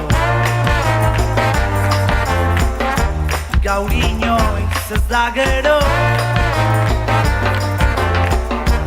Bigara zutabe bat Norakoaz asteazken honetan? Asteazken honetan? Durangora? Zehatzago? Landakora. Hori da, landako gunera jongo gara asteazken honetan. Bueno, egiari zor, bihar joango gara. Juan bihar egingo gara. Juan. Fundamento egiten hasi asteazkenan hasiko gara, baina Juan bihar. Bueno, nik esango nuke bihar Juan, gauzak antolatu, gure seta montatu, asteazkenean lehenengo saio egin, eta egian ostegunean hasiko garela fundamentua egiten. Lehenengo egunean fundamentua edukitza, iruditzen zait ez da egite zute den gehiagitxo eskatzea. Gauza bat esango dizut. Bai. Fundamentu eta indarraren alderantzizko proportzionaltasun hori ere, indarra astezkenan izango dugu. Handik aurrera hasiko garaia puxika haizea gartzen du puxika bezala behera egiten, eta fundamentuak gora egingo badu alderantziz proportzionalki, igandeko saio entzun. Tira, kontua da, gu landako gunean, izango garela asteazkenetik igandera, dakizuen moduan badatorrelako Durangoko azoka urtero bezala, baina landako gunean badago urteroko beste hitzordu bat, eta duela gutxi jakin dugu hitzordu horren, ez egite informazio gehiago, zehaztasun gehiago, kartela. Izan ere, urtero bezala, 2014 urtetik ona, ez, lehenagotik, 2014 izen aldatu zioten. Baina, aspalditik, badago jaialdi bat landako gunean ospatzen dena, eta hori da 40 minuturok.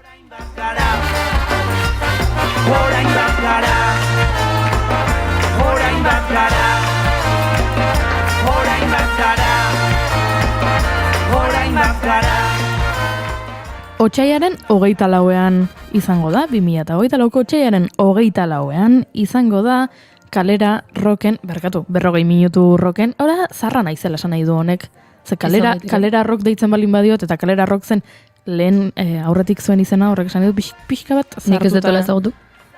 Zuk soilik nik gogoratzen detena 40 minutu rock da zure imaginarioan dagoena. Bai. Bueno, jakin dezazun aurretik kalera rock izenarekin egiten zela. Eta ezagutzen ez duenarentzat Euskal Presoi Euskalta. Animo hori. Hor astelenak. Elkartasuna adierazteko eta haiek etxera ekartzeko helburuarekin sortu zuten Durangon eta antxe egiten den jaialdia da.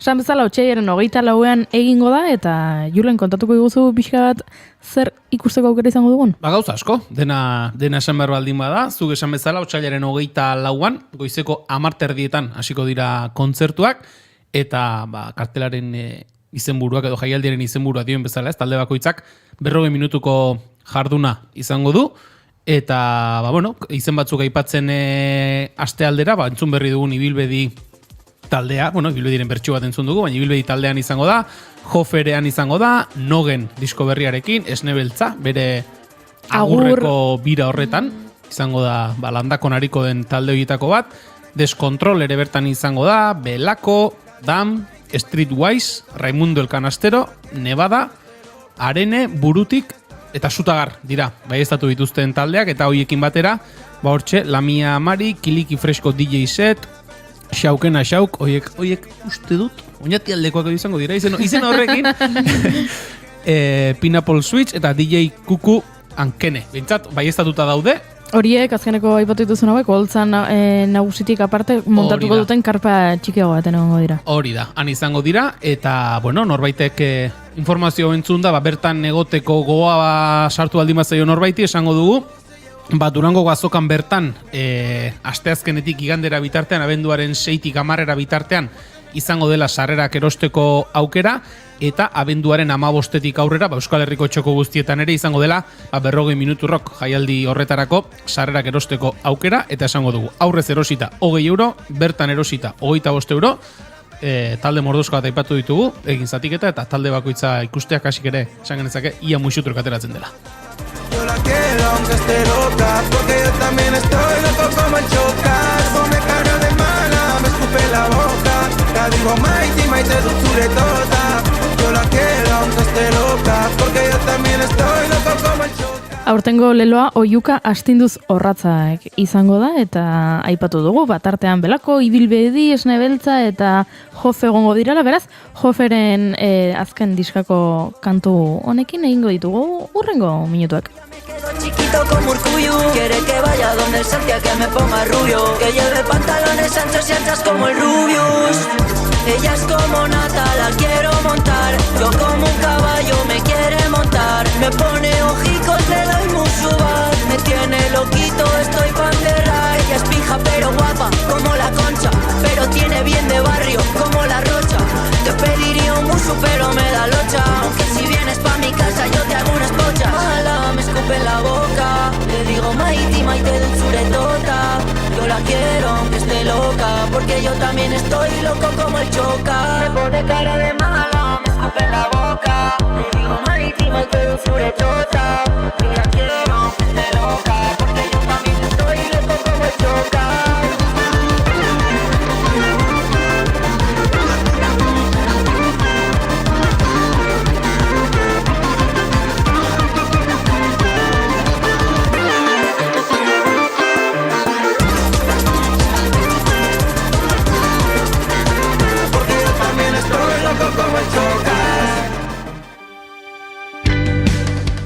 Ez dakitzu zer irakurri eta gomendio bila zabiltza? Uluka podcasta Naiz Irratian, ostiralero, arratsaldeko 7:00. Literaturaz bai, baina ez da hainbeste.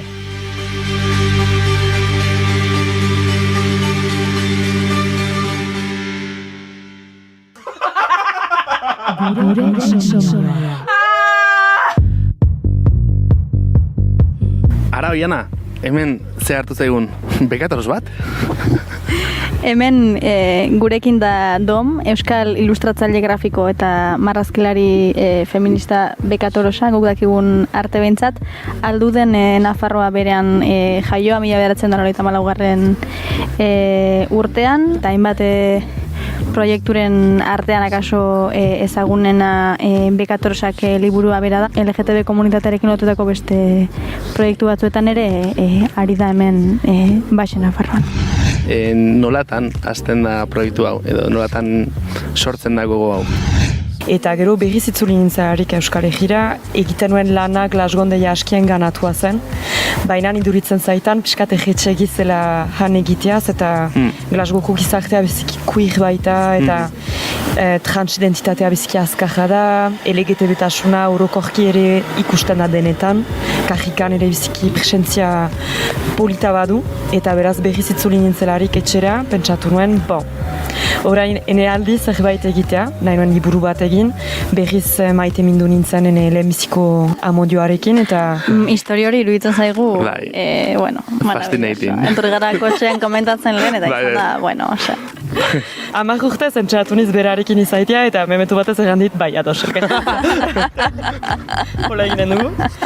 Eta beraz horrek, iman dit Alimaleko kuraia olako proiektu potolo bati lutzea ere.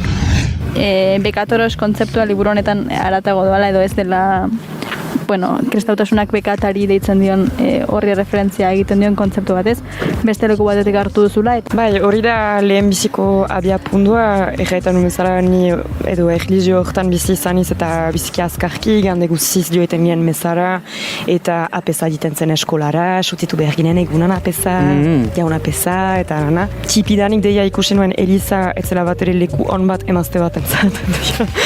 Eta onuk gutiago LGTB pertsona bat entzat. Eta beraz, enetzat bekatuan bizitzea da pixka bat, txiste bat, gehiago da erraitea askatasunean nahi dugula bizi. Ene ustez, bekatuan bizitzea da ere plazejan bizitzea, adibidez, lanari buruz, adibidez, pentsatzen girela gizarte batean zeintan lanaz sufritu behar dugun, eta hori biziki giristinua da ere erraiteara lanaz sufritzea eta dirua egitea sufritzean, eta adibidez, nik lan egiten dutalarik biziki maite duten lana eta zupat ere sofritzen, eta beraz hori ez da lana. Zeta lana egiten duzularik behar duzu sofritu, eta behar ez duzu lana egiten da plazera. I don't see what she sees, but maybe it's 'cause I'm wearing your cologne. Gure webgunean eta podcast plataformetan entzungai. Naiz Irratia.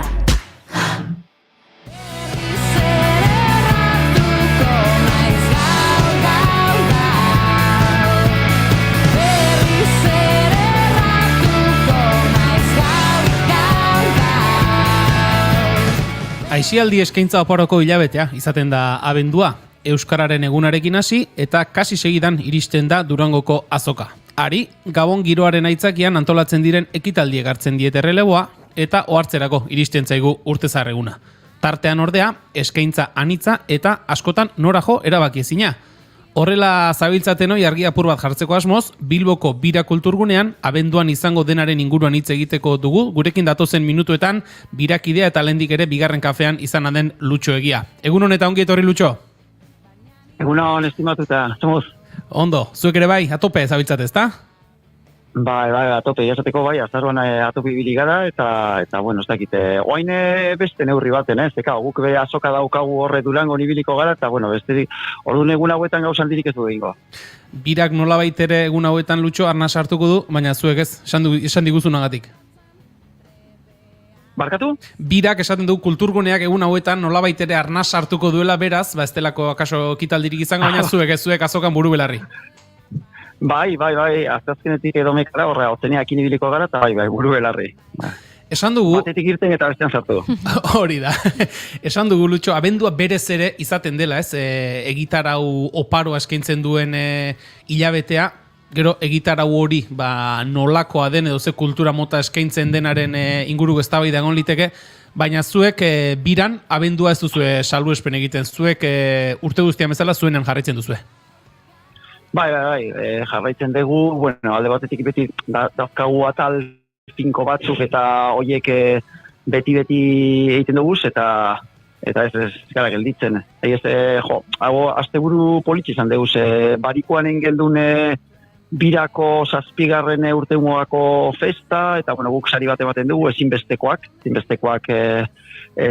untza taldeari eman genion gainaz, bueno, pues ibilbidi paraleloa izan da, zabaldu genuenetik, eta hemen Bilboko 7 kaletan sortu zen, eta bueno, erabaki genuen zela gaina mebizitako saria. Gain gendun, bueno, gure urteroko festa, atzo be Euskaren egunarekin oso ekitaldi polita antolatu zen hemen persona migratuekin, eta bueno, eta jamatzen. Hori da, aipatu dituzun ekitaldi horiek egin dituzue azken urteoetan. 7 urte, Lutxo, bizigarren garai hauetan, bizi dugun gizarte azkar eta instantane honetan, 7 urteko proiektu bat sostengatzea eta jarraipen ematea, bada zerbait?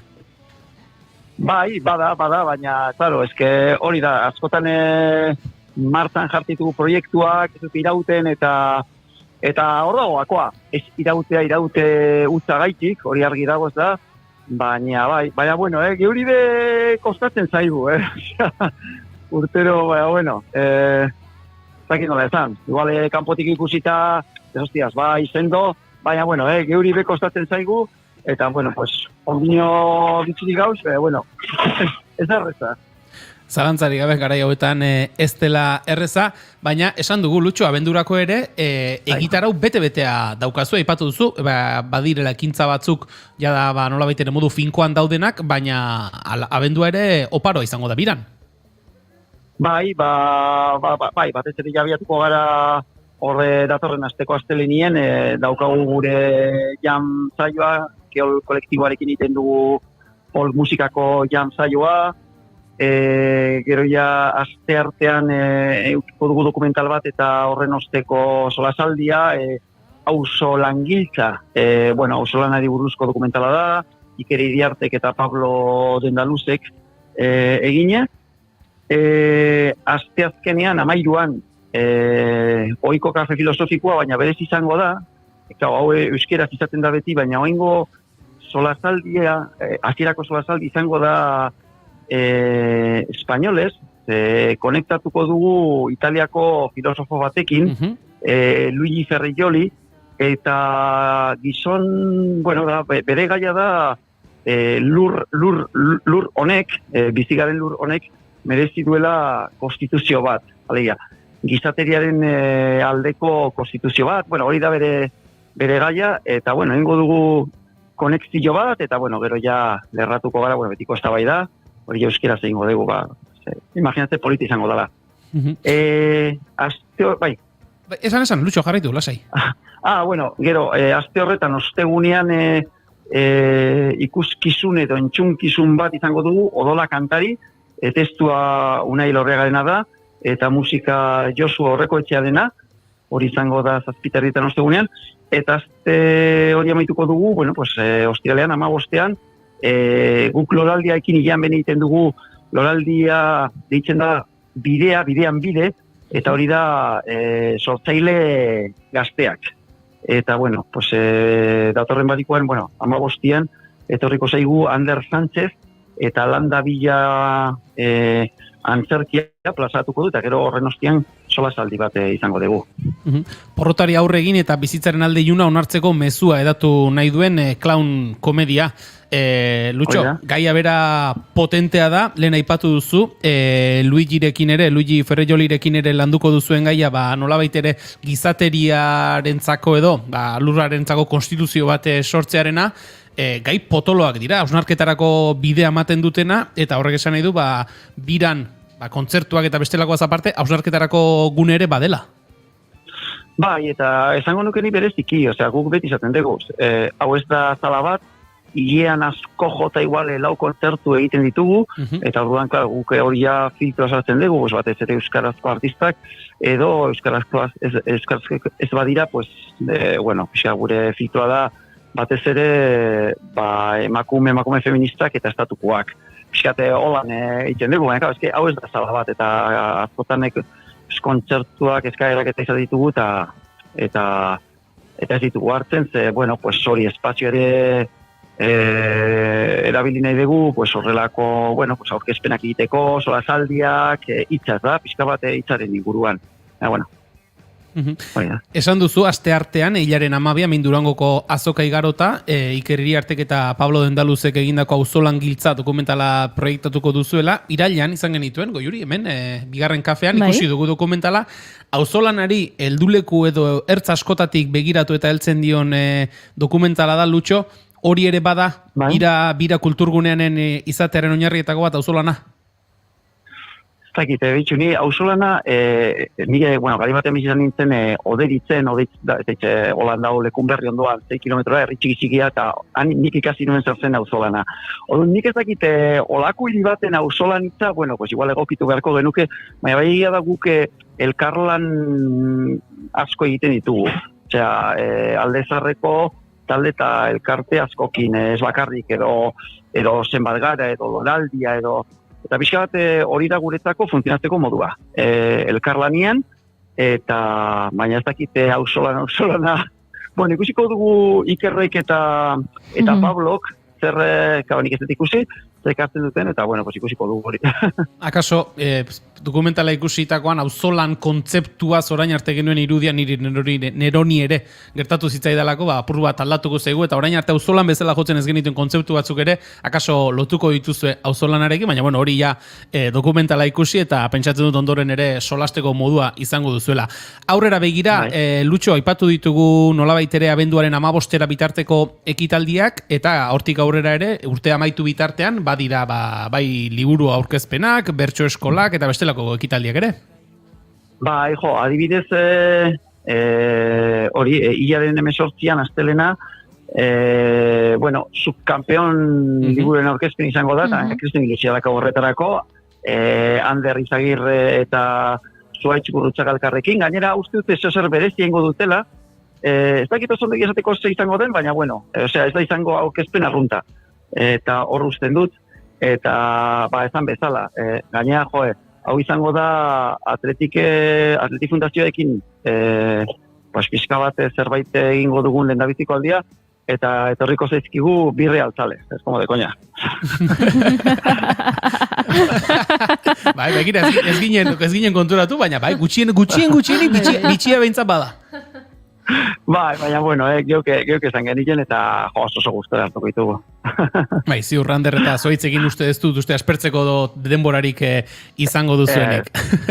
Gero abenduaren 23an, larun batez, horre zuzeneko musika swinga izango duzue, Lutxo, eta hor, abenduaren 29an, ostiralean, ikusi dugu horrelako proposamen berezi bat, musika taldearen azken kontzertu berezia, azken afaria izenburukoa duen ekitaldi bat izango da. Konta guzu zer izango duzuen urtea amaitzeko? Bai, izango da Menudos 3en kontzertu berezia, eta bueno, eurek dine azken afari izango dela, eta gonbidatuekin, eta Menudos 3 da, bueno, bertoko talde bat, irukotia da, eta oso jende hurbila da. Hemen edo konpartetan ibiltzen den jendie, eta bira inguruan be oso hurbila. Orduan, bueno, izango da oso, gaina imaginatzen jende piletorriko dela, oso divertigarriak dire, eta festatxo bat izango da, osea, kontzertua, baina festa bai. Eta, antza azkena afaria. Interesgarria, gutxienik ekitaldi hori ere, Lutxo, garbi dagoena da, ekainean izan ginen elkarrekin Bilbon, turraren aitzekian izan ginenen, eta aipatzen genuen, ez? Turra etorri zela Bilbora, udarako turistak ere etorri zirela, hoi guztiek alde egin dute, baina zuek hor jarraitzen duzuela, Bilbori hiriari eskaintza kultural bat egiten. Bai, eta jarraituko dugu, nik uste importantia dela, turistak etorri dira gerazteko hori argi dago, eta gaina gu gauz kale baten, erronda kalean, eta emetik fritur guztia pasatzen dira, alde batetik dagun Amunoren jaiotetzea, eta gero alde batetik arrestiak, bueno, geratzen dana, da bueno, hori badago etorri da, eta orduan guk geure egin behar dugu, hemen bizi gara, bueno, eta jazta, igual ez diegu turisti horren beste behiratu behar, eta guk geure egin behar dugu. Zalantzari gabe, ze azkenean urtearen buelta osoan bilbotarrak izango dira eta birara hurbiltzen direnak izango dira proiektuari sostengua eta aurrera jarraitzeko indarra emango diotena. Lutxo egia, mila esker gaurkoan gurekin izateagatik esan diguzu eta ulertzen dugu asko kostatzen dela horrelako proiektu bati eustea, 7 urtean eutsi diezue, behon dizuela egindako lanarengatik, jarraitu aurrera eta Durangoko azokan gu ere bertan ibiliko garenez, begunen batean elkarrekin tartetxo bat egoteko aukera dugun. Estimatu da, eta azken edarte. Ondo izan, eskerrik asko. Eskerrik asko, agur. Uste handikoak gure herriaz, goizetarratx berriketan gure herriaz. Nik nahi nituzke halako segurtasunak eduki, baina gauzak zer dien, kontuak etzaizkitateatzen ongi.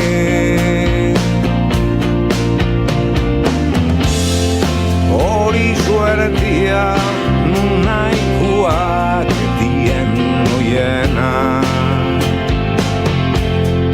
sasi guztien. Bagoaz, pixkanaka aurrera eguerdiko 12 aldera, baina eguneko azken elkarrizketari egin behar diogu, oraindik gauz asko kontatu nahi dizkizugu eta. Zeinek ezaban, hobenuela hautatzia.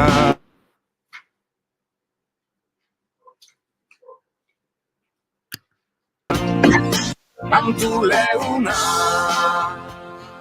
Baina ez gara, sorrutira joango, Bilbon bertan jarraituko dugu, ze orain arte bi bira kulturgunearen inguruan aritu gara, abendurako dituzten ekitasmoen inguruan, 7. urtemuga horren inguruan, Lutxo Egiarekin aritu gara, eta irian bertan jarraituko dugu esan bezala, izan ere, abenduaren 16an, 12. ekitaldia egingo du Bilboko gau irekiak. San Francisco, Bilbo Zarra eta Zabala auzoetako lokal eta kaleetan gauzatzen diren jarduera sozial eta kulturalez betetako iluntze gaua izaten da. Sarean elkarteak antolatzen duen ekitaldi nagusia, zeinean, era guztietako kolektibo eta pertsonek parte hartzen duten euren jarduera sortuz, naiz jarduerez gozatuz. Aurtengoan ere, esan dugu, ekitaldi izango dela, eta aurtengoaz eta orain arteko ez hitz egiteko, gurekin dugu, Sarean elkarteko Ane Rodríguez. Egun honan eta ongi etorri bigarren kafera. Egun hon, eskerrik asko. Esan dugu, abenduaren 16an izango dela Bilboko gau irekiaren ekitaldi berri bat, guztia prest, aurtengorako? Bai, bueno, guztia prestatzen da, prest, zeren gauza pilo prestatu behar direz, bai, ja, kasi daukagu. Sareratxoan aipatu dugu zerbaitan, baina konta iguzu, nolako jaialdia den, zein da jaialdiaren filosofia, konta iguzu apur bat? Bueno, gauza pilo aipatu dituzu ez ja, baina, bueno, berez esan duzun moduan, gau irekia 2012an sortu zan, lehenengo aldiz, eta, bueno, gaur egunera arte, festivala onditu zuen da, eta, bueno, asko zabaltzen joan da, eta, bueno, baita ere, herrian errotu zuen da, Bilbon, eta, bueno, berez, San Francisco Bilbo Zarra eta Zabalako jarduera soziokulturala ikustaraztea du, helburu nagusi, eta berez, hori, hemen sortzen den, edo gure auzoetan, sortzen den guztia egun baten bidez, edo gau baten bidez aurten izangoan moduan, ikustarazen dugu, Hane, edatu, zabaldu, errotu, horrelako hitzak aipatu dituzu, hori seinale hona da, hitzoiek aipatzen direna, zerbait handiagotzen edo azten ari denaren seinale da, eta hori pentsatzen du seinale hona izango dela. Bai, seinale hona da, baina, bueno, guzti hau egiteko eta zabaltzeko eta errotzeko, lanpilo egin behar da, eta hemen auzoan bizitzan behar dugu, guzti hau modu hon batean garatzeko, eta orduan hori da intentzioa, eta hori egiteko edo hori ondo egiteko, hemen ibili behar gara, zuta juego. Esan duzu, auzoetan egiten den lan kultural edori edo soziokultural hori azaleratzea edo erakustea dela jaialdiaren helburua, auzoietako eskaintza hori zer dago bestela fokoetatik aparte? Bueno, batzutan bai, ez? Egia esan, egia da hemen auzo honetan pilo bat jarduera kultural egiten direla, pilo bat artista lokalak, ez? Tokiko artistak egiten dutela lan, kulturan iztasuna handia dagoela. Baina, bueno, askotan gertatzen da, bai, olako proposamenak ez direla, ez? Programazioaren edo diskurtsoen erdigunean jartzen, ez? Eta horretarako uste dugu garrantzitsua dela guzti honi espazio bat eskaintzea, ez? Eta horretarako gau irekia jaialdi hau antolatzen duzue, eta uste dut bertan parte hartu nahi duten proposamenek edo, beraien burua aurkeztu ere egin behar dutela, izaten da nolabait ere, ez dakit, hautaketa prozesu deitzak aso gehiegi da, baina jasotzen dituzue proposamen mordo bat. Bai, hori da, proposamen mordo jartzen dituguz, bai, eta bai, hautaketa prozesu bat egin behar da. Super saia da egitea, zeren super saia da aukeratzea nortzuk sartuko diren urtero, ez? Eta nortzuk gertuko diren urte batean kanpoan, baina kontu da azken finean ez daukagu, gure aurrekontua ez dela infinitoa, ez? Eta nahiko txikerra da, egia esan, eta bueno, kalkulo guzti horiek egin behar dira, eta beti hautaketa bat egiten da, baina beti ere kontutan izan da hori, aniztasuna bermatuko duen programa bat egingo dela, eta bueno, hainbat kriterio, ez? Kontutan izaten dira, batez ere hori anistasunarena, baita ere, anistasuna zentzu askotan, bai kultura anistasuna, bai hizkuntza anistasuna, baita ere egiteko moduen anistasuna, edo espresio kulturalen anistasuna baita ere bermatu nahi da, eta, bueno, kriterio horiek kontutan izan da, antolatzen da programazioa, bai, parte hartzailea da programazioa, eta deialdireki baten bidez egiten da, bai. Aurtengorako, esan dugu abenduaren 16an izango dela, aurreratu dezakezunera arte, zer izango denaren inguruko detalle txoren bat emateri bai? Bai, noski. Beitu, aurten, bueno, gaur publikatuko da programa webgunean, eta ja aste honetan zehar, eta datorren astean zehar, ja banatuko ditugu programa fisikoak, hiriko hainbat espazioetan. Eta aurten izango dituz 60 ekintza inguru, eta gaur irekia izango da batez ere, arratsaldeko 5:00 aurrera. Beste urte batzuetan izan da egun osokoa, baina aurten gauera itzulen dugu, eta ordu horretan hasiko gara. Hala ere, goizean ekintza aktibatzaile bat moduan egingo dugu, bajatu zila izango dana, hemen auzoan, pizkate plaza hartuko dugu, ez? Eta gero hortik aurrera, 5:00 aurrera, gauza pilo izango ditugu, zeneko dugu musika, performantza, ez dakit txikientzako gauzak baitere egongo da, jogurina boroba egongo da txikientzako gauzatxuak, ez? Ekitaldi batzuk egiten Bilbiko plazan, baita ere arte ederreko ikasle batzuk, ikasle askok parte hartuko dute aurten, ez? Eta, bueno, bereietako batzuk egin dute ekintza performatibo eta kritiko bat auzoan zehar X izena duena. Gero ze gehiago, ez gauza pio dituz. Esan duzu, 60 ekintza... Pioa dira, bai. Zarean izango dugu baita ere ballroom ekitaldi bat, ez? Hemen ballroom escena piztu nahi duten, ez? Talde baten esku, Jaballroom taldearen esku, eta ez dakit, gauza pilo, kontzertuak baita ere aurten, ez? Gau irekirako lantzen ari dugu edo bultzatzen ari dugu auzoko irrati komunitario bat. Eta, bueno, bertan izango da, gau irekian izango da bere aurkezpena, baita ere, eta bueno, gauzatxo horiek, bai. Hane, garbi dagoena da, 60 ekitaldiz osaturiko jaialdi bat antolatzeak lan asko suposatzen duela esan diguzun moduan, baina baita ere islatzen du auzo oso aktiboa dela. Bai, noski oso aktiboa da, eta baita ere hiri aktiboa da, ez? Azken finean, hemen auzoan egiten direze gauzak, auzoko espazioetan eta bar, eta auzoko eragile kulturalen esku, eta, bueno, eta eragile sozialen esku baita ere. Baina baita ere, hiriko jendea edo hiriko sortzaileak baita ere parte hartzen dute, eta orduan, bueno, hor kolaborazio horiek sortzea da baita ere, bueno, pizkate horren helburu, ez? Baina bai, oso hiri sortzaile batean gaude, eta oso auzo, ez dakitza esan, baita ere sortzailean gauza. Lehen egiteko moduak, aipatu dituzu, Ane, eragile asko daudela, anitzak direla, jatorri ezberdinetakoak ere izango dira, egiteko moduak aipatzen zenituen, komunitate hori sortzerakoan, auzoan komunitate hori sortzerakoan pentsatzen dut, elkarrengandik zer ikasi ere izango dutela, bai eragile, jatorri ezberdinetako eragileak, eta hor ere egiteko modu bateratu bat edo elkarrengandik ikasita hariko dela sortzen. Bai, noski.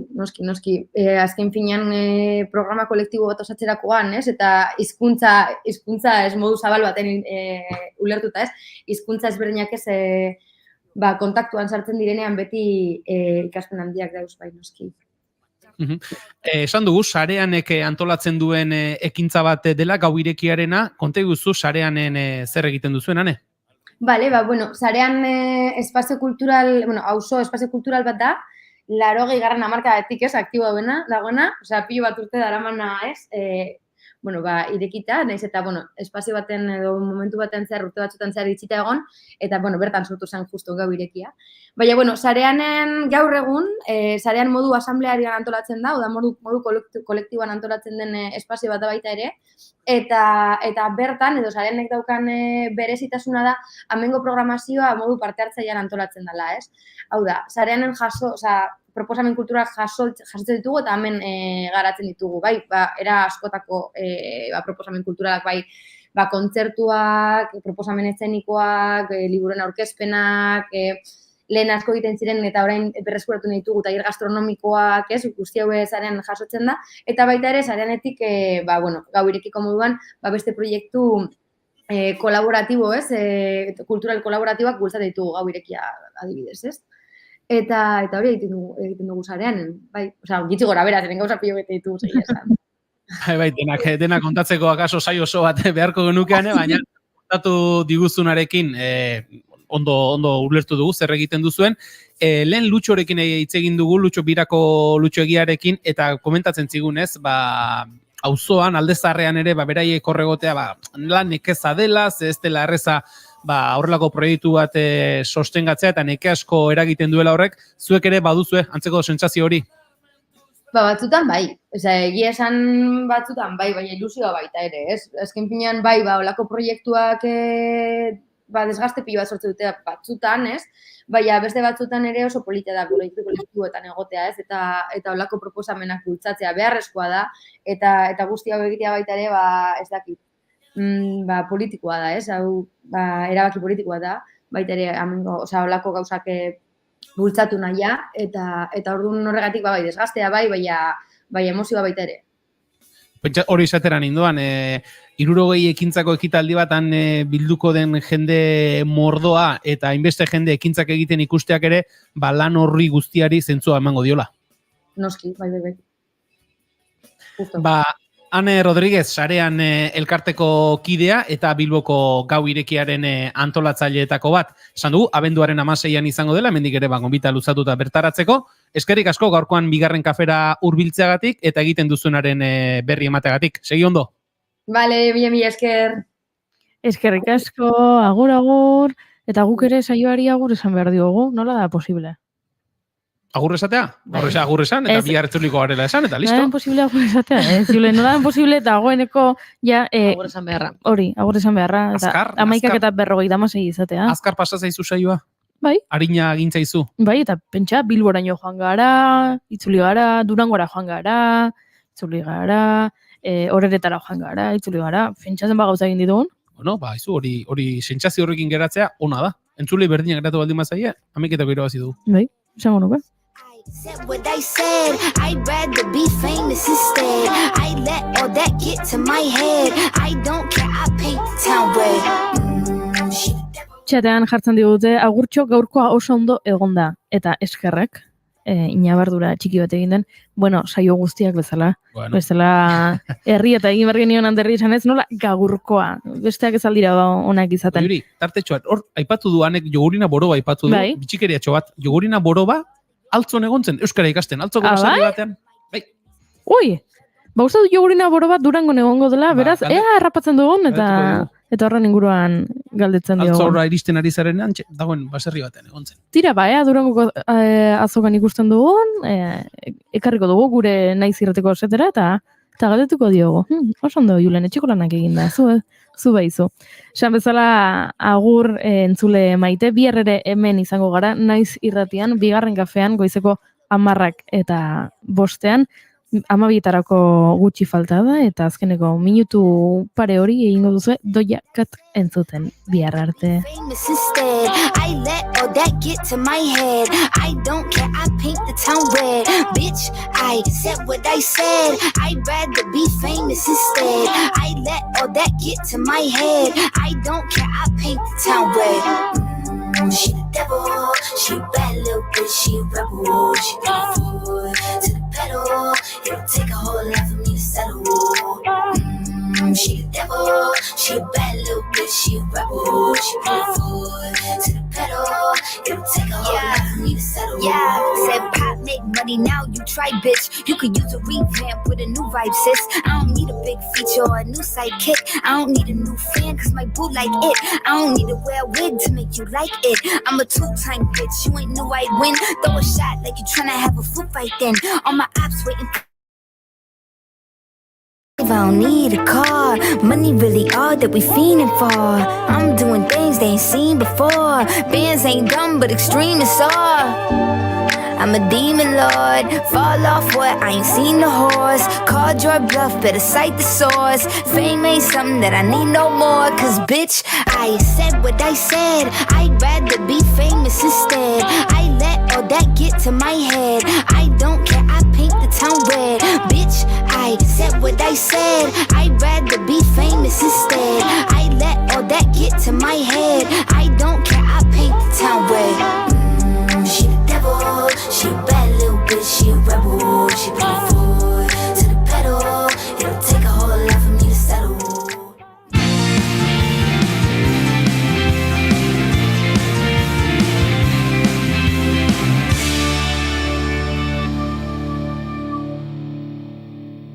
Keep calm and bigarren kafea.